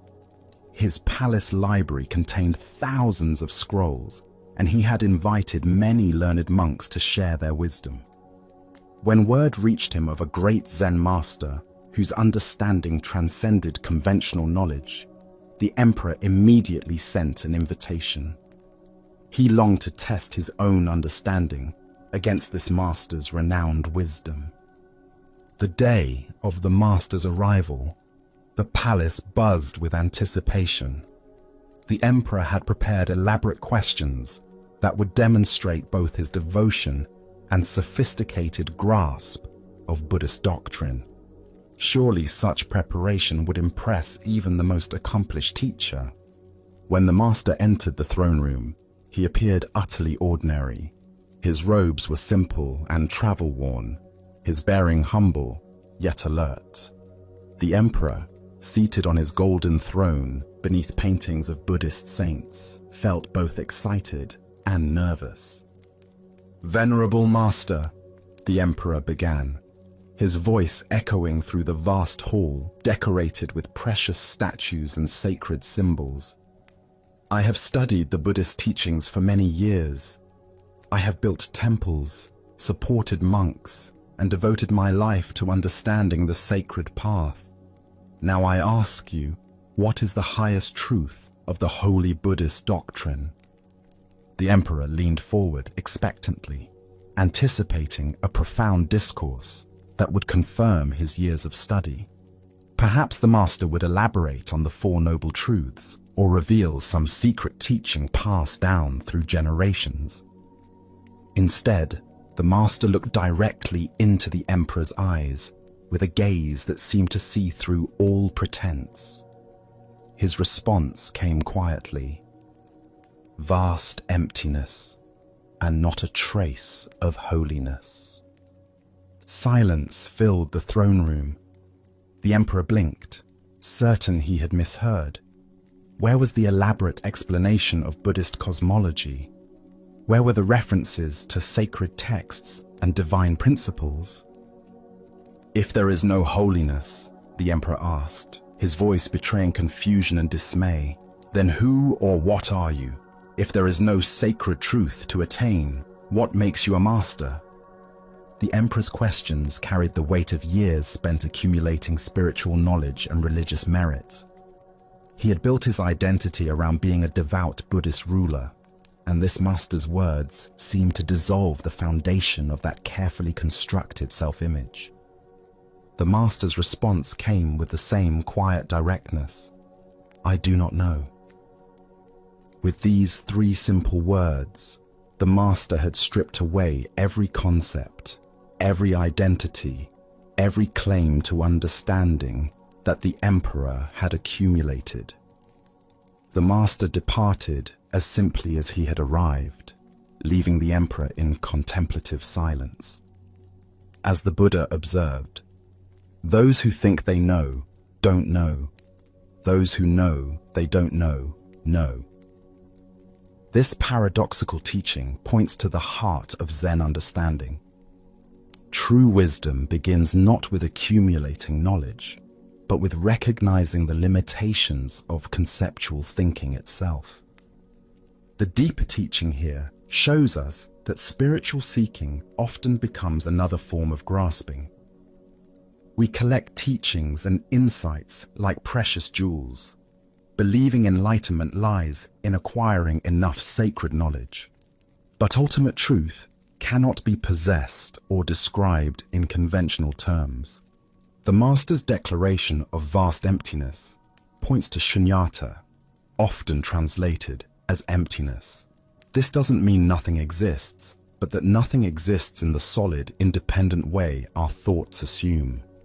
Every phenomenon arises interdependently without fixed essence. This emptiness is not a concept to understand, but a reality to embody. When the master says there is not a trace of holiness, He's not denying spiritual experience, but pointing to truth that transcends dualistic thinking, separating sacred from ordinary. The very search for holiness implies our present experience lacks something essential when completeness is already here. Consider how this teaching might illuminate your spiritual journey. Have you noticed how the mind tries to turn insights into possessions? We have powerful experiences and want to understand, categorize, and repeat them. Yet each time we grasp, we move away from the simple presence that made them possible. The emperor represents the sincere seeker who has confused spiritual materialism with genuine awakening. His years of study weren't meaningless, but they had become obstacles to direct recognition of what was always present. The master's "I do not know" represents the wisdom of don't know mind. This is not ignorance, but open unknowing that remains receptive to what is actually happening rather than filtering through preconceptions. From this mind, appropriate action arises without conceptual interference. In our culture that prizes knowledge, admitting "I don't know" feels like failure. But in Zen understanding, this acknowledgement becomes a doorway to fresh perception. The expert mind sees what it expects. The beginner's mind sees what is actually there. Tonight, as you rest in this moment's presence, what would it be like to temporarily set aside everything you think you know about spirituality? Can you taste the freedom in not knowing, the spaciousness that opens when we stop trying to fill emptiness with concepts? As the Buddha taught, in the sky, there is no distinction of east and west. People create distinctions out of their own minds and then believe them to be true. The vast emptiness the master pointed to is infinitely spacious, containing all possibilities while being limited by none. In recognizing this emptiness as our true nature, we discover the most ordinary miracle. This moment, exactly as it is, lacking nothing. As we continue our journey through the wisdom of Zen Buddhism, let us explore a teaching about the profound difference between passive surrender and active compassion. This is the parable of the lion and the fox. In a land where drought had lasted many months and both humans and animals struggled to find sustenance, there lived a man whose heart burned with spiritual longing. Every day he prayed with desperate intensity, asking for the awareness and wisdom that would bring success to his life. His prayers were sincere, but filled with anxiety, for he had tried many approaches to prosperity, various jobs, different strategies, numerous plans, yet nothing had brought him the security and fulfillment he sought. His frustration grew as his resources dwindled and his situation became increasingly precarious. There must be some secret to life that I'm missing, he thought. Some spiritual principle that, once understood, will unlock the doors to abundance and peace. One night, after hours of fervent prayer, he fell into a deep sleep and began to dream. In his dream, a voice spoke to him with crystal clarity. "Go into the forest tomorrow morning. There you will find the understanding you seek."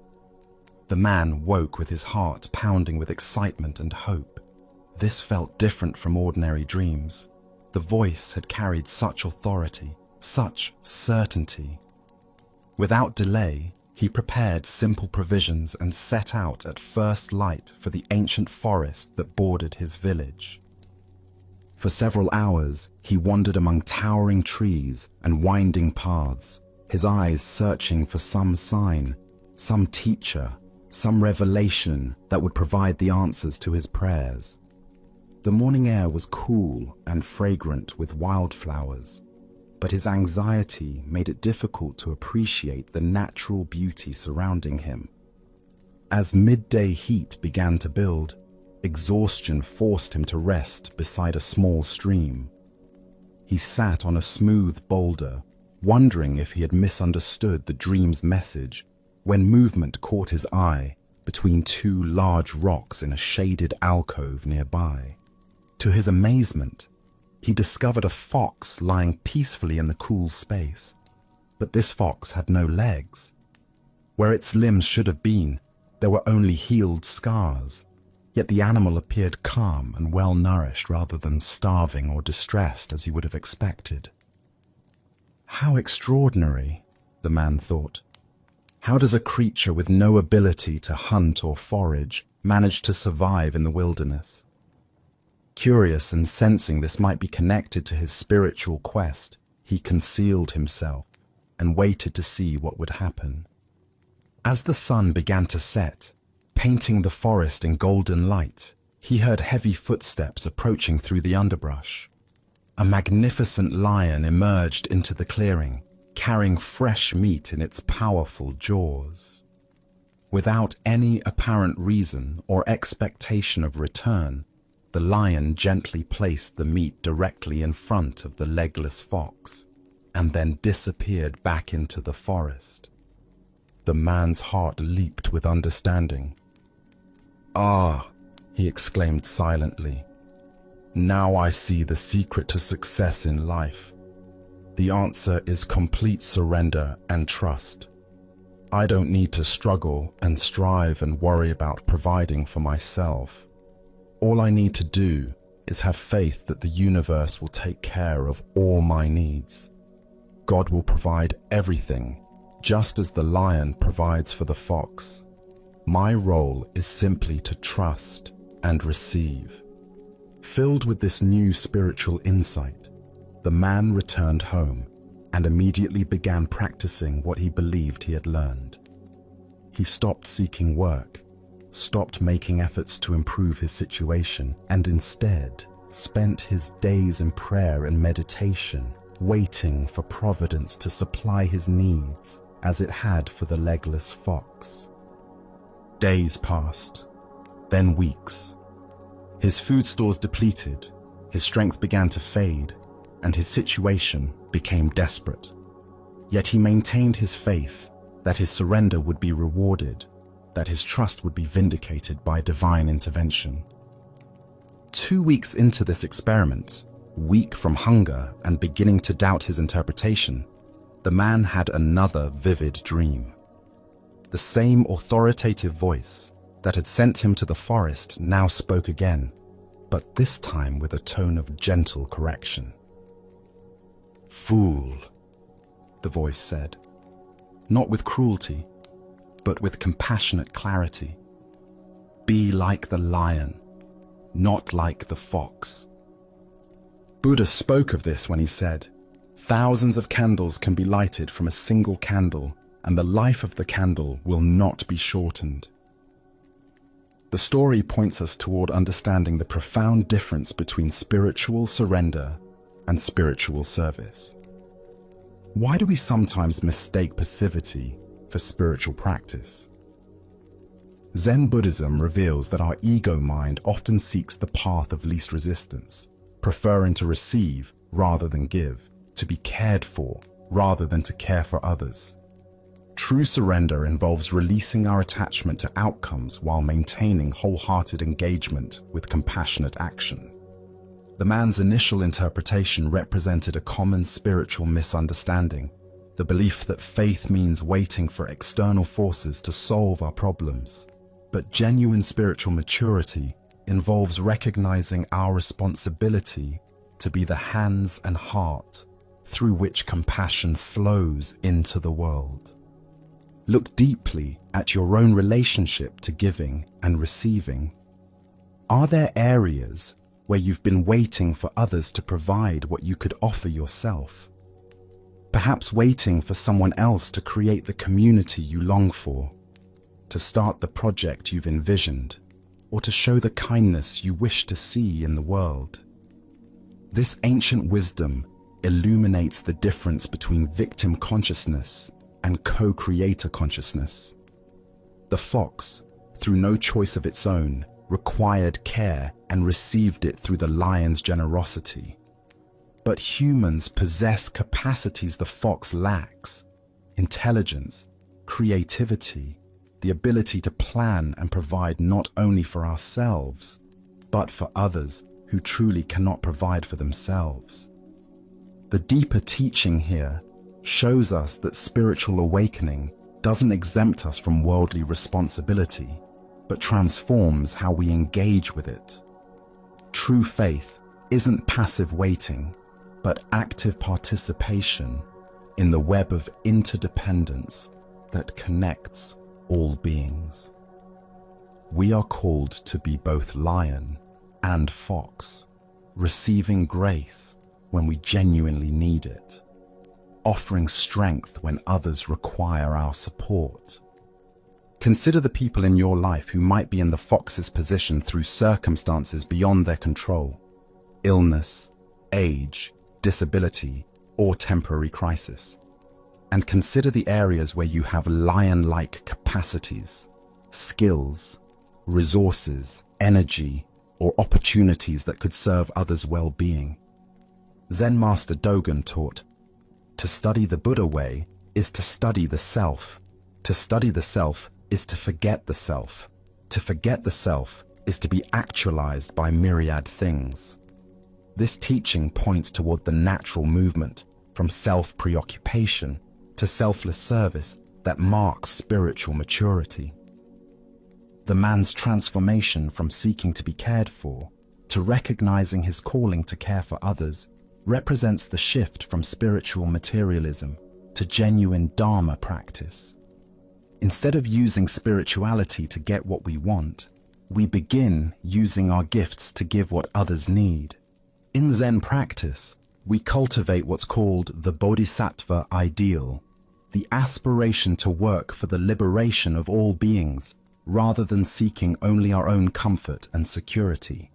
This doesn't mean we neglect our genuine needs, but that we hold them within the larger context of universal well-being. The Buddha said, "If you light a lamp for somebody, it will also brighten your path."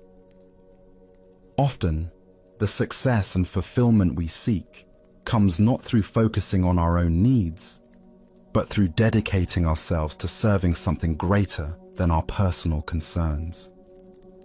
This teaching challenges us to examine our motivations for spiritual practice itself. Are we seeking enlightenment as a form of ultimate self-improvement?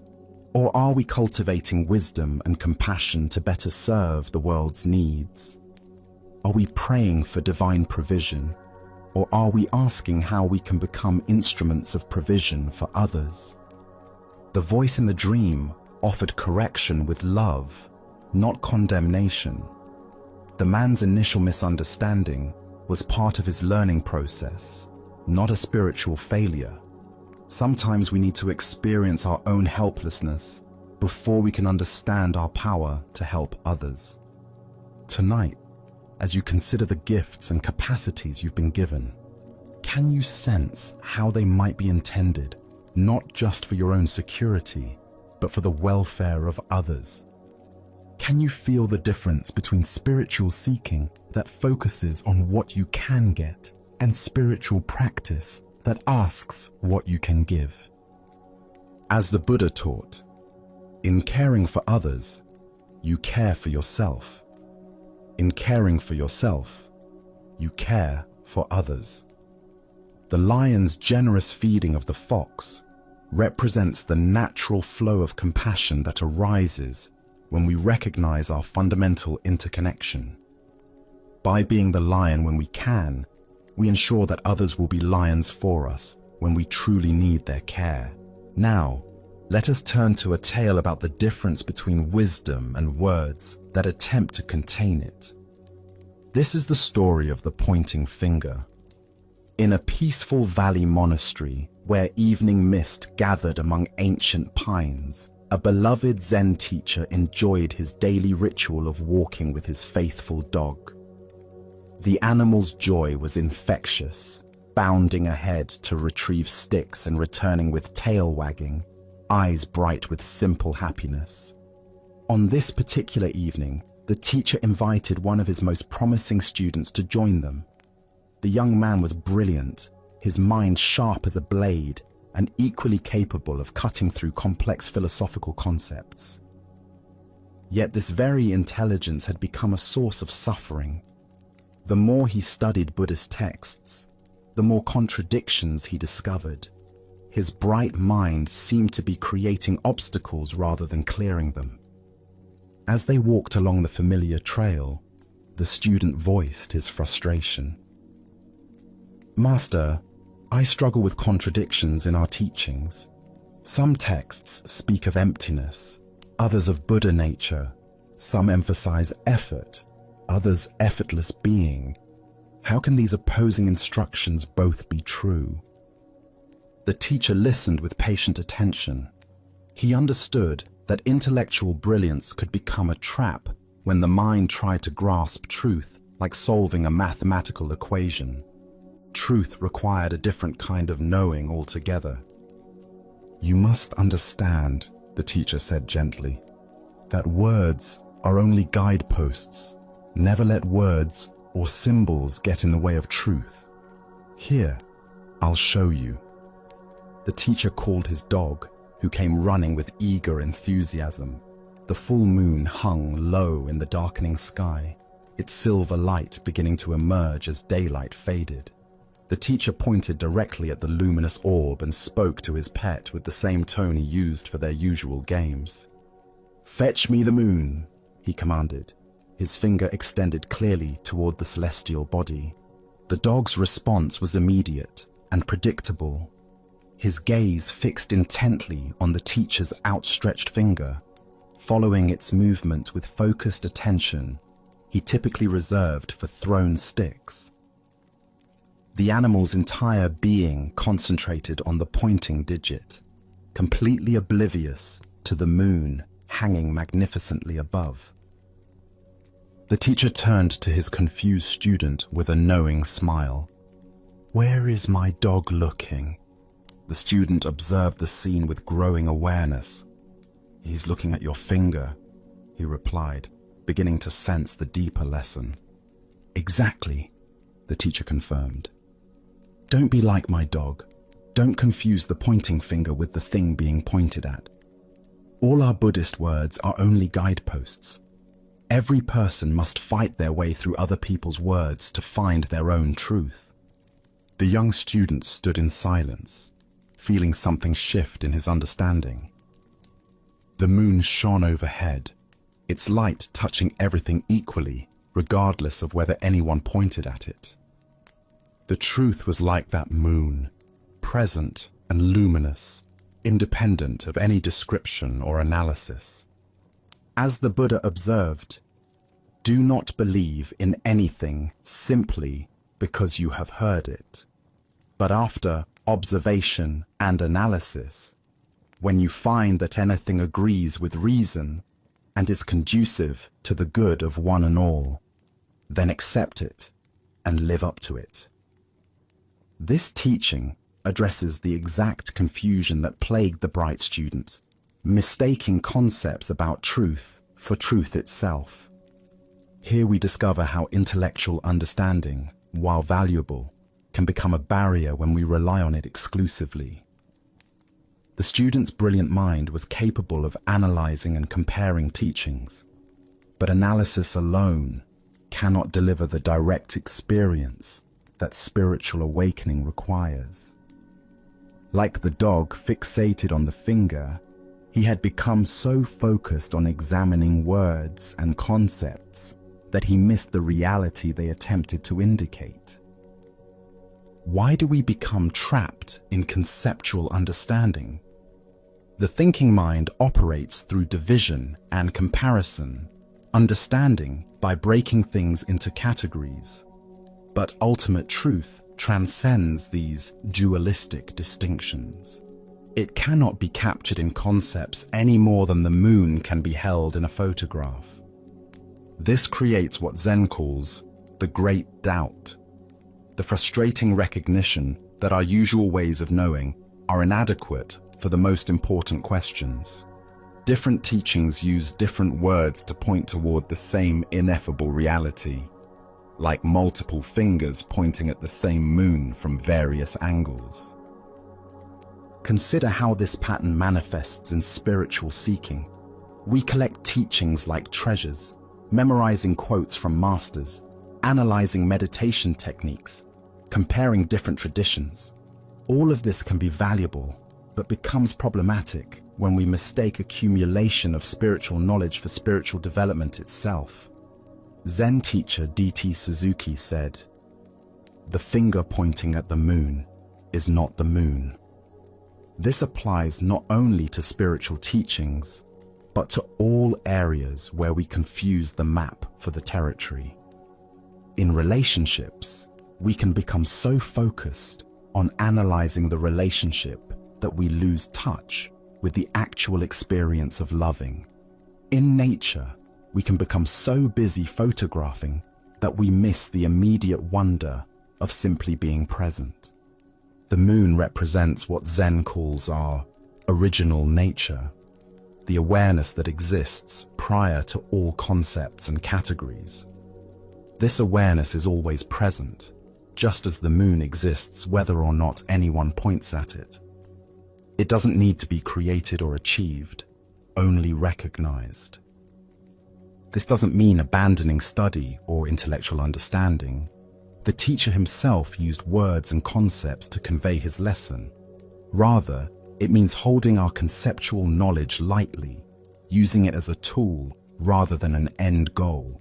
Like a ladder that helps us reach a roof, spiritual teachings can be discarded once they've served their purpose. Tonight, as you encounter the inevitable complexity of modern life, can you distinguish between the pointing fingers and what they point toward? When you study spiritual teachings or seek guidance, can you remember that words are merely fingers pointing at the moon of your own innate wisdom? Buddha's wisdom teaches us, work out your salvation with diligence. The work involves not just understanding teachings intellectually, but moving through them to the reality they indicate. Let us now turn to a story about the nature of identity and the mystery of consciousness itself. This is the tale of Chuang-Tzu and the butterfly. The ancient Taoist sage, Chuang-Tzu, lived simply, spending his days in quiet contemplation of the natural world and the deeper mysteries of existence.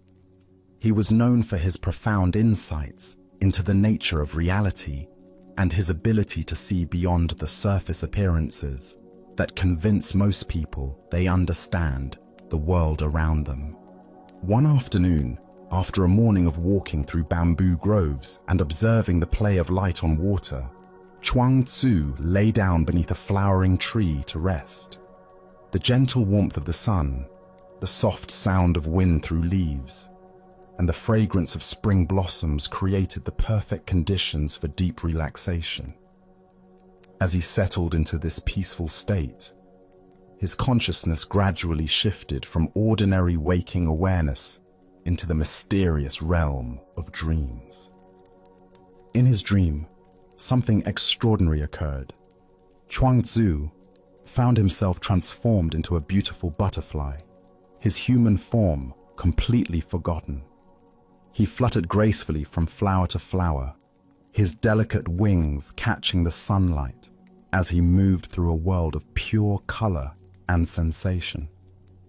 There was no memory of being a philosopher, no awareness of human concerns or intellectual pursuits.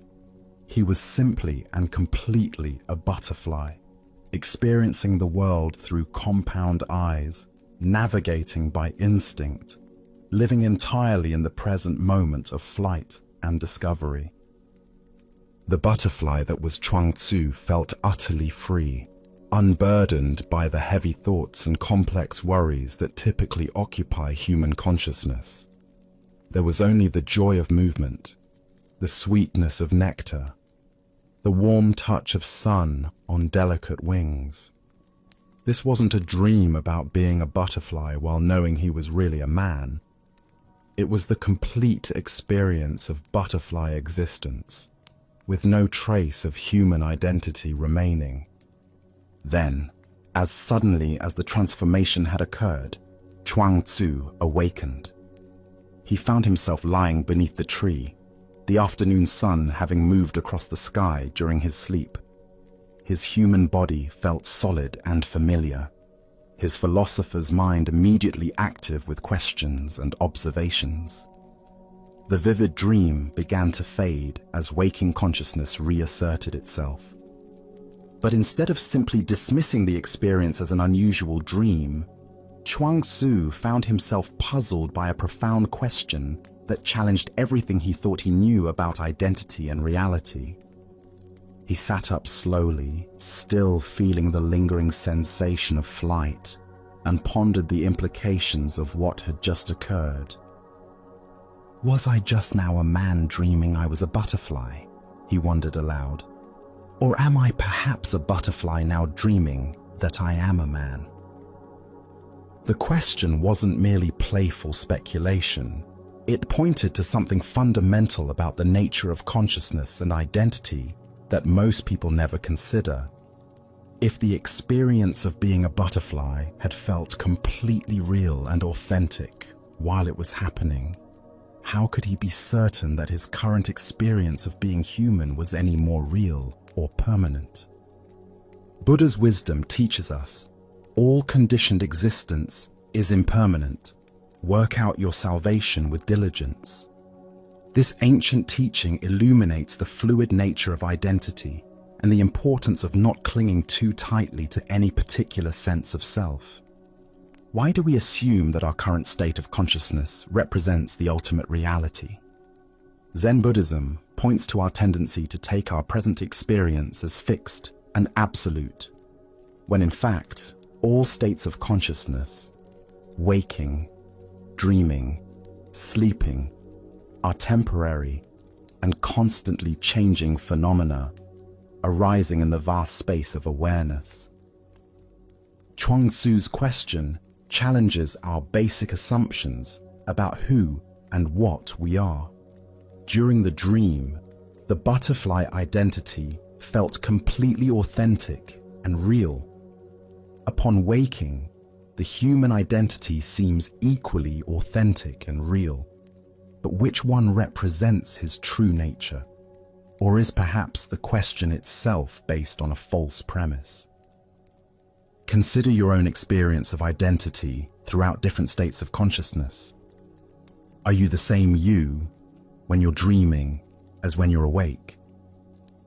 What about when you're deeply absorbed in an activity, or in deep meditation, or in moments of creative flow when self-consciousness disappears entirely?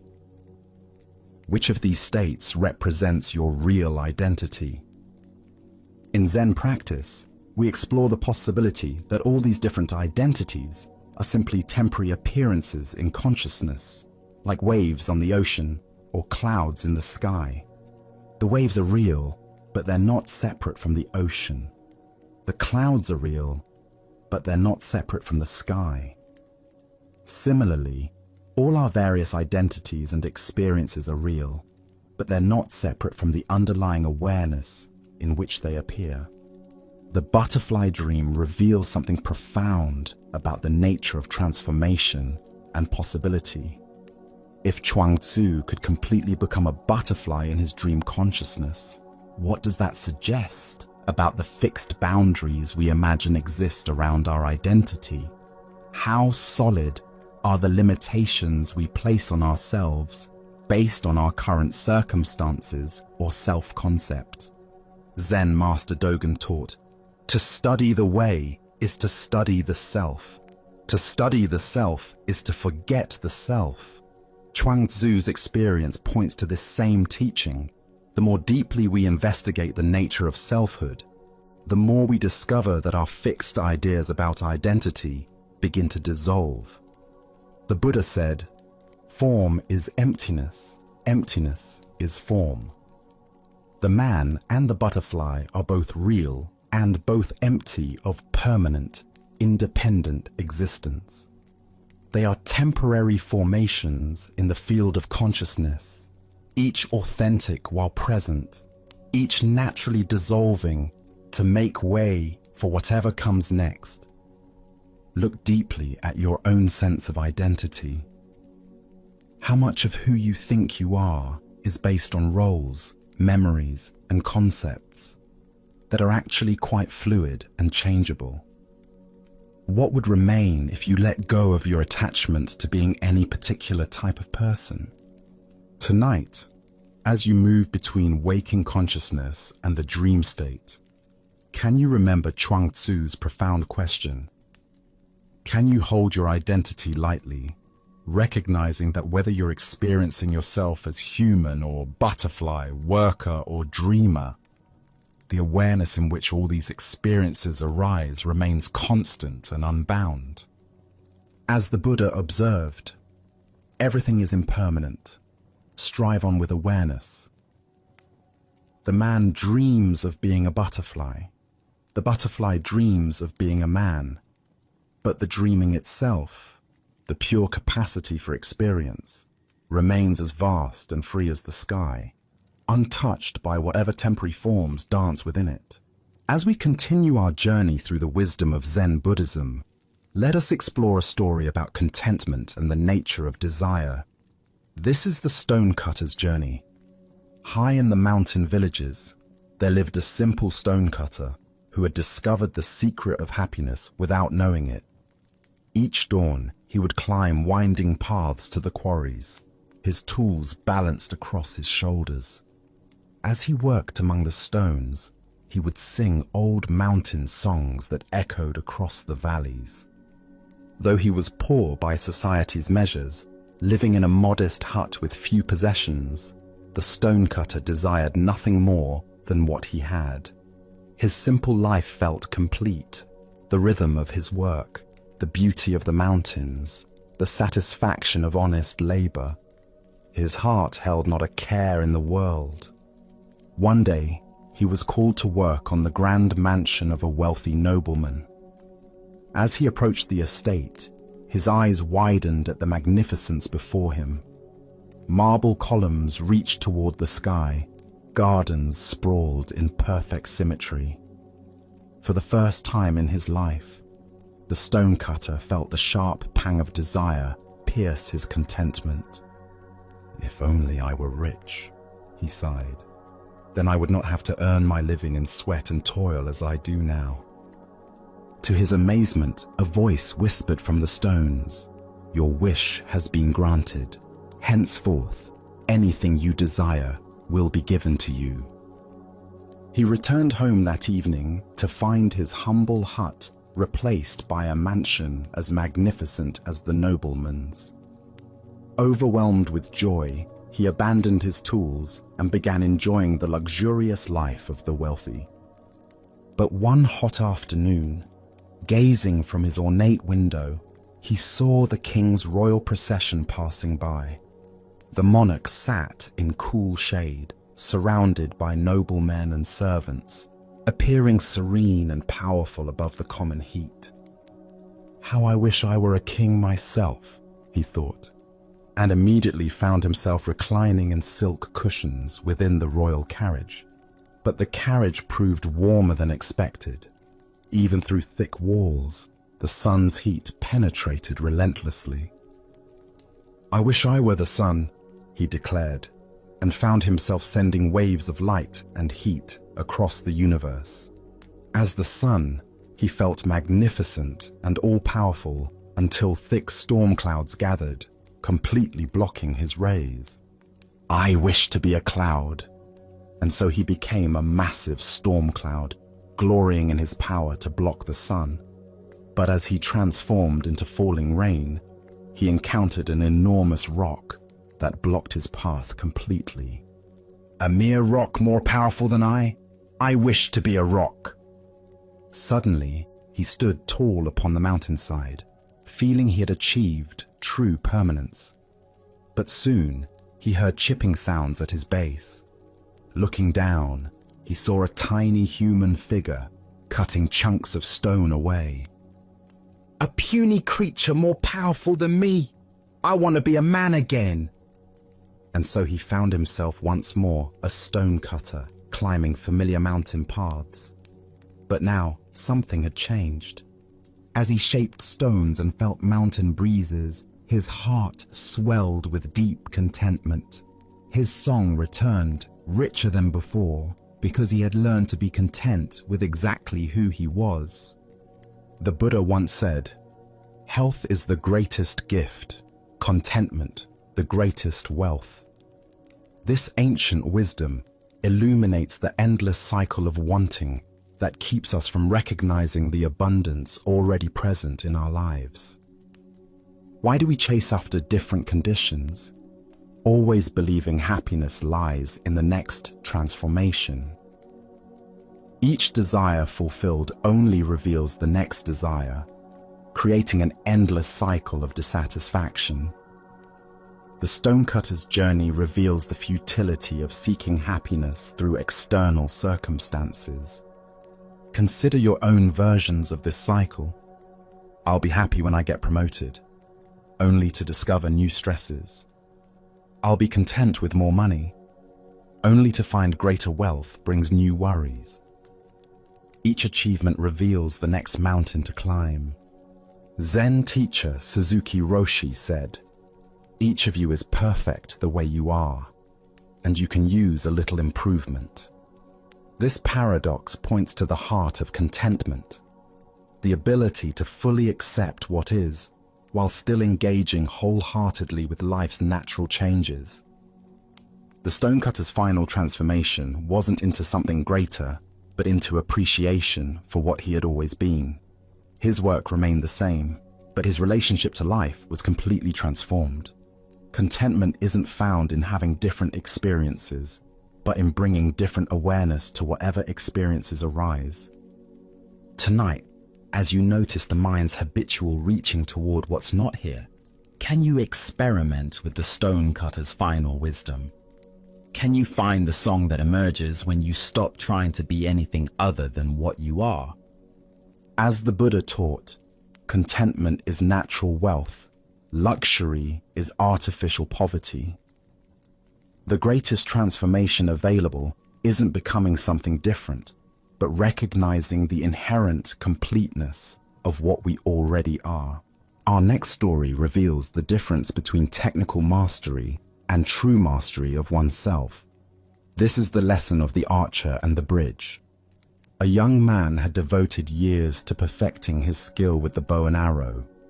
Day after day, he practiced in all weather conditions, his dedication absolute, his focus unwavering. His technique became flawless, his aim so precise that he rarely missed his target, even at great distances. Word of his remarkable ability spread throughout the region, and he began winning archery contests one after another, each victory feeding his growing pride and confidence. Flush with success, and perhaps a bit intoxicated by his own reputation, the young archer decided to seek out the ultimate challenge. He had heard whispered stories of an old Zen master who lived high in the mountains, a man renowned not only for his spiritual wisdom, but also for his legendary skill with the bow. I will challenge this old master, the young man thought, and when I defeat him, everyone will know that I am the greatest archer in all the land. He found the master's simple dwelling and issued his challenge with the confidence of youth. "Old man," he said, perhaps more boldly than was respectful, "I have heard of your reputation with the bow. I challenge you to demonstrate whether your skill can match mine." The master, ancient eyes twinkling with quiet amusement, simply nodded his acceptance. The young archer immediately set up his demonstration. He selected a target at a considerable distance, drew his bow with practiced precision, and let loose his arrow. It flew straight and true, striking the exact center of the bullseye with a satisfying thud. Without pausing, he notched a second arrow, drew, aimed, and fired again. This arrow split the first arrow down its center, a feat of such technical brilliance that few archers in the world could have accomplished it.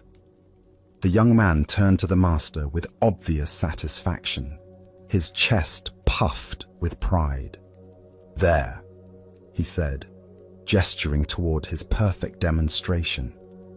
"Let's see if you can match that display of skill." The old master looked at the target, then at the young man, and smiled gently. But instead of drawing his own bow, he simply motioned for the archer to follow him. "Come," he said quietly, "let us find a more suitable place for this demonstration." Curious about what the old man had in mind, and confident that no location could diminish his superior abilities, the young archer followed the master up a winding mountain path.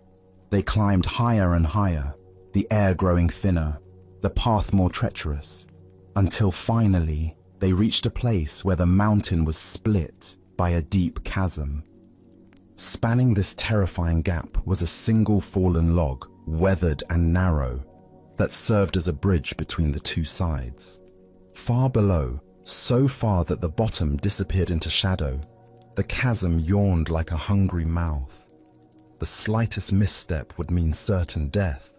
Without a word, the old master calmly stepped out onto this precarious bridge. His movements were unhurried, graceful, completely at ease despite the mortal danger. When he reached the center of the log, where it sagged slightly and swayed with his weight, he paused and turned to face a distant tree on the far side of the chasm. Drawing his bow with the same casual precision he might use in his own garden, the master took aim and released his arrow. It flew across the void and struck the distant tree with a clean, direct hit. Not necessarily more accurate than the young man's shots, but accomplished under conditions that would challenge even the most seasoned warrior. The master then gracefully stepped back onto solid ground and gestured toward the log bridge. "Now it is your turn," he said simply. The young archer approached the edge of the chasm and looked down into the seemingly bottomless abyss. His mouth went dry, his palms began to sweat, and his legs trembled beneath him. The very thought of stepping onto that narrow, unstable bridge filled him with paralyzing terror. The technical skill that had made him so confident suddenly seemed irrelevant in the face of this primal fear. He tried to force himself forward, but his body refused to obey. His hands shook so violently that he couldn't even grip his bow properly, much less aim with any precision. The steady breathing and focused concentration that had served him so well in controlled conditions completely abandoned him. The master watched this struggle with compassionate understanding. "You have developed great skill with your bow," he observed gently, "but you have little skill with the mind that lets loose the shot." As the Buddha taught, the mind is everything. What you think, you become.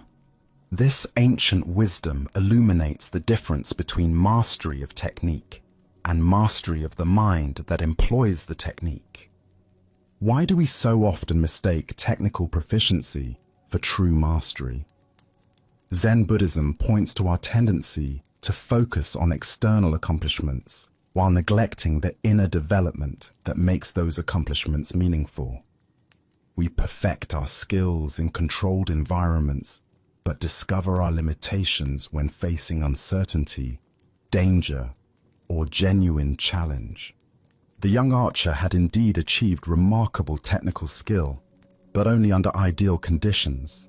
When his environment changed, when fear entered the equation, when the stakes became real, when his sense of safety was threatened, his carefully cultivated abilities disappeared entirely.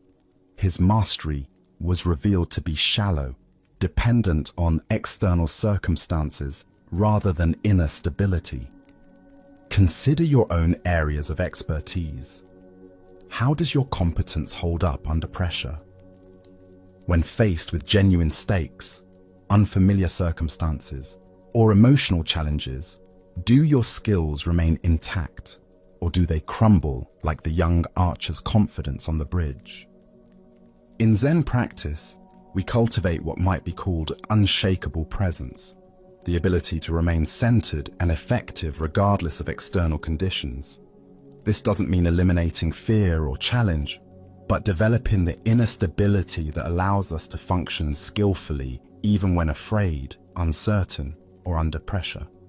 The master's demonstration wasn't about showing superior archery skills. It was about revealing the profound difference between skill that depends on perfect conditions and skill that emerges from inner mastery. His arrow didn't need to be more accurate than the young man's. It simply needed to be released from a place of genuine equanimity. Zen Master Bankei taught, "The unborn Buddha mind can handle any situation." This points to a quality of awareness that remains constant, whether we're shooting at safe targets or standing on precipices. It's the difference between confidence that comes from controlling our environment and confidence that comes from trusting our ability to respond wisely to whatever arises. The Buddha said, "Better than 1,000 hollow words is one word that brings peace." One arrow shot from genuine presence and inner stability has more value than 1,000 arrows shot from ego and carefully controlled conditions. True mastery reveals itself not in perfect circumstances, but in our ability to maintain our center when everything around us is uncertain. Look deeply at your own relationship to challenge and fear. Where in your life do you perform well in safe, controlled environments but struggle when stakes are raised or conditions become unpredictable? This isn't a failure. It's simply information about where your practice needs to deepen. Tonight, as you consider the various skills and competencies you've developed, can you distinguish between those that depend on perfect conditions and those that remain stable under pressure? Can you sense the difference between the confidence that comes from avoiding challenge and the confidence that comes from meeting challenge with presence? Buddha's wisdom reminds us, chaos is inherent in all compounded things. Strive on with diligence. Life is the bridge over the chasm, uncertain, sometimes frightening, always requiring us to find our balance, not in the safety of solid ground, but in our ability to remain centered while walking through space. True mastery isn't about perfect aim. It's about maintaining our equilibrium, no matter where we find ourselves standing. Let us continue our journey with a story about the unexpected wisdom found in laughter and the suffering we create through taking ourselves too seriously. This is the tale of the monk who discovered his true teacher. In a remote mountain monastery in ancient China, there lived a young monk who approached his spiritual practice with tremendous intensity. Every morning before dawn, he would rise for meditation, sitting in perfect posture for hours without moving. He studied the Buddhist texts with scholarly precision, memorizing sutras and debating philosophical points with fierce concentration. His fellow monks often remarked on his seriousness and dedication to the Dharma. One crisp autumn morning, while studying a particularly complex passage about the nature of emptiness, the young monk encountered something that completely baffled him. The text seemed to contradict everything he thought he understood about Buddhist philosophy. The words appeared clear enough individually, but their meaning together seemed to dissolve into paradox the moment he thought he grasped it. Determined to understand, he carefully marked the passage and made his way to the master's quarters. The old teacher sat in his simple room, sunlight streaming through paper windows, creating patterns of light and shadow on the wooden floor. "Venerable Master," the monk said, bowing deeply, "I have encountered a teaching that I cannot comprehend. Could you please illuminate its meaning for me?" He recited the passage with careful precision, explaining his confusion and the various interpretations he had considered. The master listened attentively, nodding occasionally, his expression thoughtful and engaged. When the young monk finished his earnest explanation, something unexpected happened. The master's face suddenly broke into a broad smile, then quiet chuckling, and finally erupted into hearty, uncontrollable laughter. His whole body shook with mirth, tears streaming down his weathered cheeks. The monk stood frozen, completely bewildered. This was not the response he had anticipated. Where he expected profound wisdom and careful explanation, he found only laughter. The master's amusement seemed to fill the entire room, echoing off the walls and growing even more intense. Without offering any explanation, the master stood up, still laughing, and walked out of the room, leaving the young monk alone with his confusion and growing distress. For the next 3 days, the monk could think of nothing else. The master's inexplicable laughter haunted him constantly. He barely touched his meals, his meditation was scattered and unfocused, and sleep came only in brief, restless intervals. The question consumed him entirely.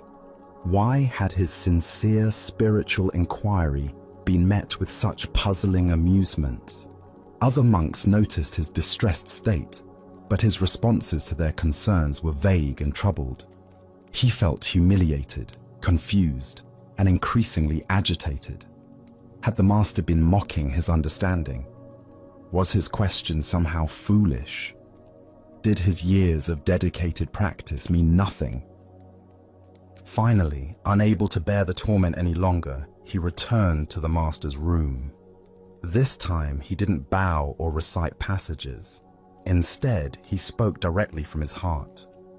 "Master, for 3 days I have been deeply disturbed by your reaction to my question. I cannot eat, sleep, or meditate properly.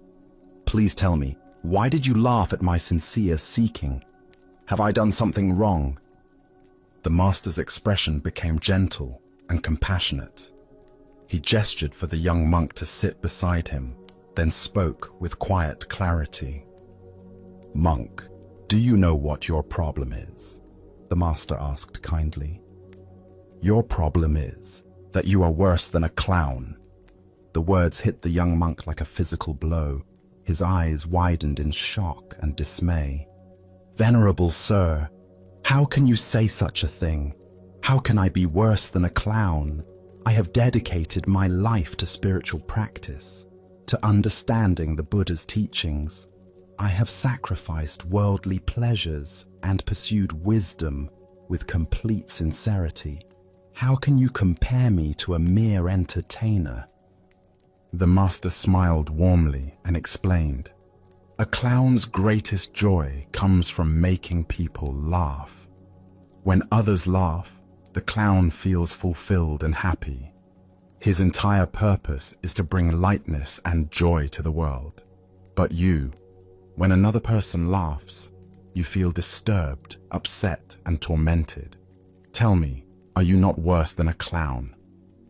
At these words, understanding dawned like sunrise breaking through clouds.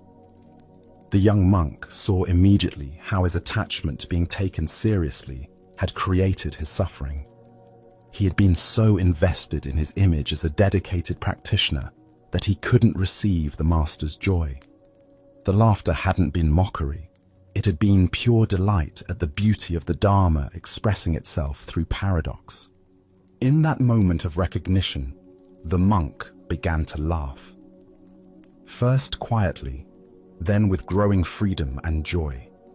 He laughed at his own seriousness, at his attachment to understanding, at the beautiful absurdity of seeking enlightenment so grimly. His laughter joined with the master's from 3 days earlier, and in that shared joy, understanding flowered naturally. As the Buddha observed, If you light a lamp for somebody, it will also brighten your path. The heart of this lesson lies in recognizing how our reactions to others reveal the state of our own minds. Why do we become disturbed when others express joy in ways we don't understand? Zen Buddhism points to several patterns that create this type of suffering. First is our attachment to being understood and validated. The young monk's disturbance stemmed not from the master's laughter itself, but from his need for his question to be received with the seriousness he felt it deserved. Second is our identification with our spiritual image. When we become attached to being seen as sincere seekers, dedicated practitioners, or wise students, we lose the spontaneity and openness that allows genuine learning. The monk's investment in his identity as a serious practitioner made him unable to receive the teaching that was being offered through laughter. Third is our limited understanding of how wisdom can be transmitted. We expect spiritual teaching to arrive in familiar forms, solemn explanations, careful analysis, traditional formats. But enlightenment often comes through unexpected doorways. A master's laughter, a child's innocent question, the sound of a bell, or a moment of complete ordinariness. Consider how often we miss teachings because they don't match our expectations. Perhaps someone's casual comment contains exactly the insight we need, but we dismiss it because the person seems less knowledgeable than us. Maybe life presents us with lessons through situations we find annoying or people we consider frivolous. Zen teacher Suzuki Roshi said, "In the beginner's mind, there are many possibilities, but in the expert's mind, there are few." The young monk's expertise had become a barrier to learning. His certainty about how spiritual teaching should look prevented him from receiving the profound lesson being offered through unexpected laughter. The story points us toward a fundamental question. Are we seeking understanding, or are we seeking to be understood? Are we open to wisdom arriving in any form, or do we require it to validate our preconceptions? The master's laughter was a teaching about the joy inherent in the Dharma itself, the playful, spontaneous, beyond logic nature of awakened understanding. Tonight, as you encounter responses from others that don't match your expectations, can you remember the monk's revelation? Perhaps someone's laughter when you expected seriousness, their casualness when you hoped for depth, or their joy when you felt the situation called for gravity might contain teachings you haven't yet recognized. Buddha spoke of this when he said, "Thousands of candles can be lighted from a single candle, and the life of the candle will not be shortened. Happiness never decreases by being shared." The master's laughter was not diminishing the Dharma, but celebrating its inexhaustible joy, a joy the monk discovered he could share rather than resist. Now, let us explore a Zen story about the irreplaceable nature of direct spiritual transmission. This is the tale of Bankei and the messenger. In the bustling capital city, where merchants haggled in crowded marketplaces and scholars debated in tea houses, the renowned Zen master Bankei had completed another period of teaching at one of the great temples. Known throughout the region for his profound insight and ability to point students directly toward their Buddha nature, Bankei maintained a simple practice of traveling between temples, offering instruction wherever sincere students gathered. As the master prepared to depart for his next destination, carefully folding his few possessions into a traveling bundle, a well-dressed gentleman approached him with urgent politeness. The man's fine silk robes and careful manner suggested someone accustomed to moving in aristocratic circles, likely a retainer or aide to one of the noble families that supported the temple. "Venerable master," the gentleman said, bowing deeply, "I come with a request from the Baron." a man of great learning and sincere interest in your teachings. He has heard of your wisdom and wishes desperately to meet with you personally, but urgent matters have detained him today. Would you consider postponing your departure by 1 day so that he might have the honor of studying with you tomorrow? Bankei, despite his eagerness to reach the next temple where students awaited him, recognized the genuine need in the request. The path of a teacher required flexibility and compassion, even when inconvenient. "Of course," he replied simply. "I shall remain 1 more day." The master unpacked his bundle and settled back into the temple quarters, spending the evening in quiet meditation and preparation for what he anticipated would be a meaningful encounter with a sincere seeker. He had met many nobles over the years who approached Zen with genuine humility despite their worldly status, and he looked forward to offering whatever guidance might be helpful. The next morning arrived with clear skies and the sound of temple bells calling the community to meditation. Bankei waited in his designated meeting room as the appointed time approached. But instead of the Baron himself, the same well-dressed gentleman appeared again, this time with obvious embarrassment written across his features. "Master," the man began, his voice heavy with apology, "I bring regrettable news. The Baron was called away on urgent business that could not be delayed, matters of state that demanded his immediate attention. However, he has not forgotten his desire for your teaching. He has asked me to serve as his representative, to receive your instruction on his behalf, and carry your wisdom back to him faithfully." The gentleman paused, clearly hoping this arrangement would prove acceptable. The Baron's specific question concerns the nature of mind itself. He wishes to understand, what is the true nature of consciousness, and how can one realize it directly?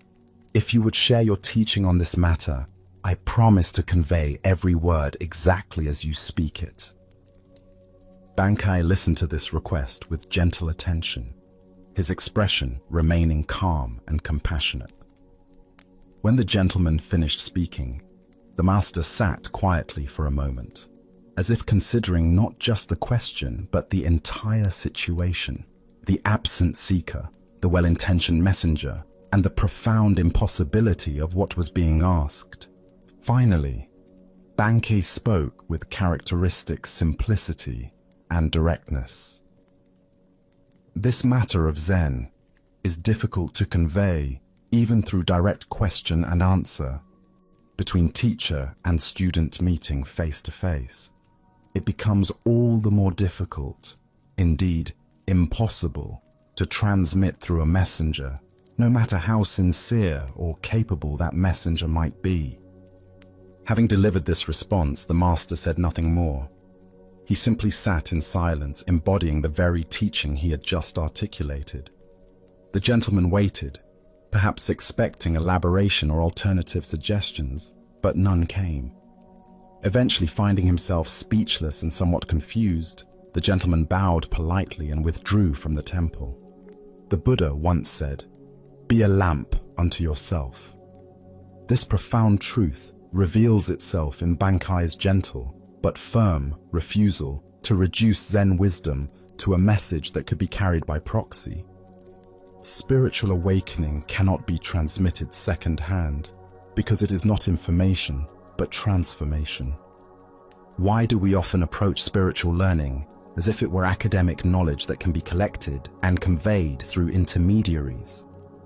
Zen Buddhism teaches that awakening is not a concept to be understood, but a reality to be directly experienced. Like the taste of water to someone who is thirsty, it cannot be adequately described. It must be experienced firsthand. The Baron's question about the nature of consciousness reveals our typical approach to spiritual inquiry. We want to understand awareness intellectually, to grasp it conceptually, to possess it as knowledge. But consciousness cannot be made into an object of study because it is the very subject doing the studying. It's like trying to see your own eyes without a mirror. The seeing itself is what you are trying to see. Consider how often throughout your day you might approach spiritual wisdom as information to be collected, rather than truth to be embodied. We read books about meditation instead of meditating. We study descriptions of enlightenment instead of investigating our present experience. We seek answers about the nature of mind instead of directly examining what we call mind right now. Zen Master Dogen taught, "To study the Buddha way is to study the self. To study the self is to forget the self." This paradox points to the heart of why spiritual transmission requires direct engagement. The self that wants to understand Buddhism intellectually is the very construction that must be seen through. This seeing through happens not through accumulating knowledge, but through intimate investigation of immediate experience. The messenger in the story represents our own tendency to approach awakening indirectly. We want to understand consciousness from a safe distance, maintaining the illusion that we are separate observers studying an object called awareness. But awareness is what we are, not what we have. It cannot be possessed, understood, or transmitted because we are expressions of it. Bankei's silence after his brief explanation was itself a teaching. In Zen, silence often conveys what words cannot. The gaps between thoughts, the space between breaths, the awareness in which all experiences arise. These cannot be captured in language, but can be directly recognized when we stop trying to grasp them conceptually. This doesn't mean spiritual teaching is impossible or that teachers serve no purpose. Rather, it means that authentic teaching points students toward their own direct experience, rather than providing second-hand descriptions of someone else's realization. The teacher's role is not to deliver enlightenment, but to create conditions where students might recognize what they already are. Tonight, as you experience the simple fact of being conscious, aware of these words, aware of your body, aware of the space in which thoughts and sensations appear, can you investigate this awareness directly rather than through concepts? Can you be present to your experience rather than trying to understand it through someone else's descriptions? As the Buddha taught, work out your own salvation with diligence. The path to freedom cannot be walked by proxy. It requires your own feet, your own breath, your own willingness to look directly at what you have always been but perhaps never clearly seen. Tonight, as we draw our time together to a peaceful conclusion, do you notice how the tranquility you've discovered feels less like something you've acquired and more like something you've remembered? Can you sense that the deep calm you've encountered tonight doesn't belong to these tales alone, but exists as a constant presence within your own being, patiently waiting for your attention? The Buddha reminded us that better than 1,000 hollow words is one word that brings peace. In the spirit of this wisdom, recognize that serenity and understanding don't require perfect conditions or extraordinary experiences, but flourish naturally from your own inner landscape, available in each breathing moment. Through tonight's exploration, every narrative has woven together a timeless understanding, consistently revealing the liberating truth that struggle diminishes when we loosen our hold. That genuine freedom flows effortlessly when we let go of our need to control, and that lasting contentment springs from perceiving reality clearly, beyond our habitual patterns and automatic responses. Even when your thoughts wander, Even when tension creeps back in, the insights you've gathered tonight have taken root in the depths of your being, ready to nourish you whenever you call upon them. Reflect, as you settle into rest, that these enduring teachings have revealed not some far-off destination, but a way of living with complete presence in this very moment.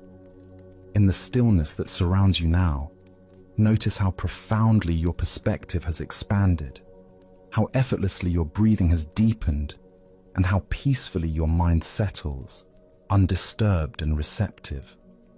These lessons remind us that authentic understanding isn't concealed in remote monasteries or buried within ancient manuscripts. It radiates clearly and unmistakably through the beautiful simplicity of conscious presence. Tonight, you've touched that reality, a reality that emerges naturally when we simply stop and truly listen. As you transition from this serene space back into the rhythm of everyday life, take with you not merely the stories you've heard, but the deep stillness and clarity they've awakened in you. May this tranquility remain your faithful companion, guiding you through moments of joy and periods of difficulty with equal grace. Thank you for joining us on this journey at Sleepy Monk. Sleep well.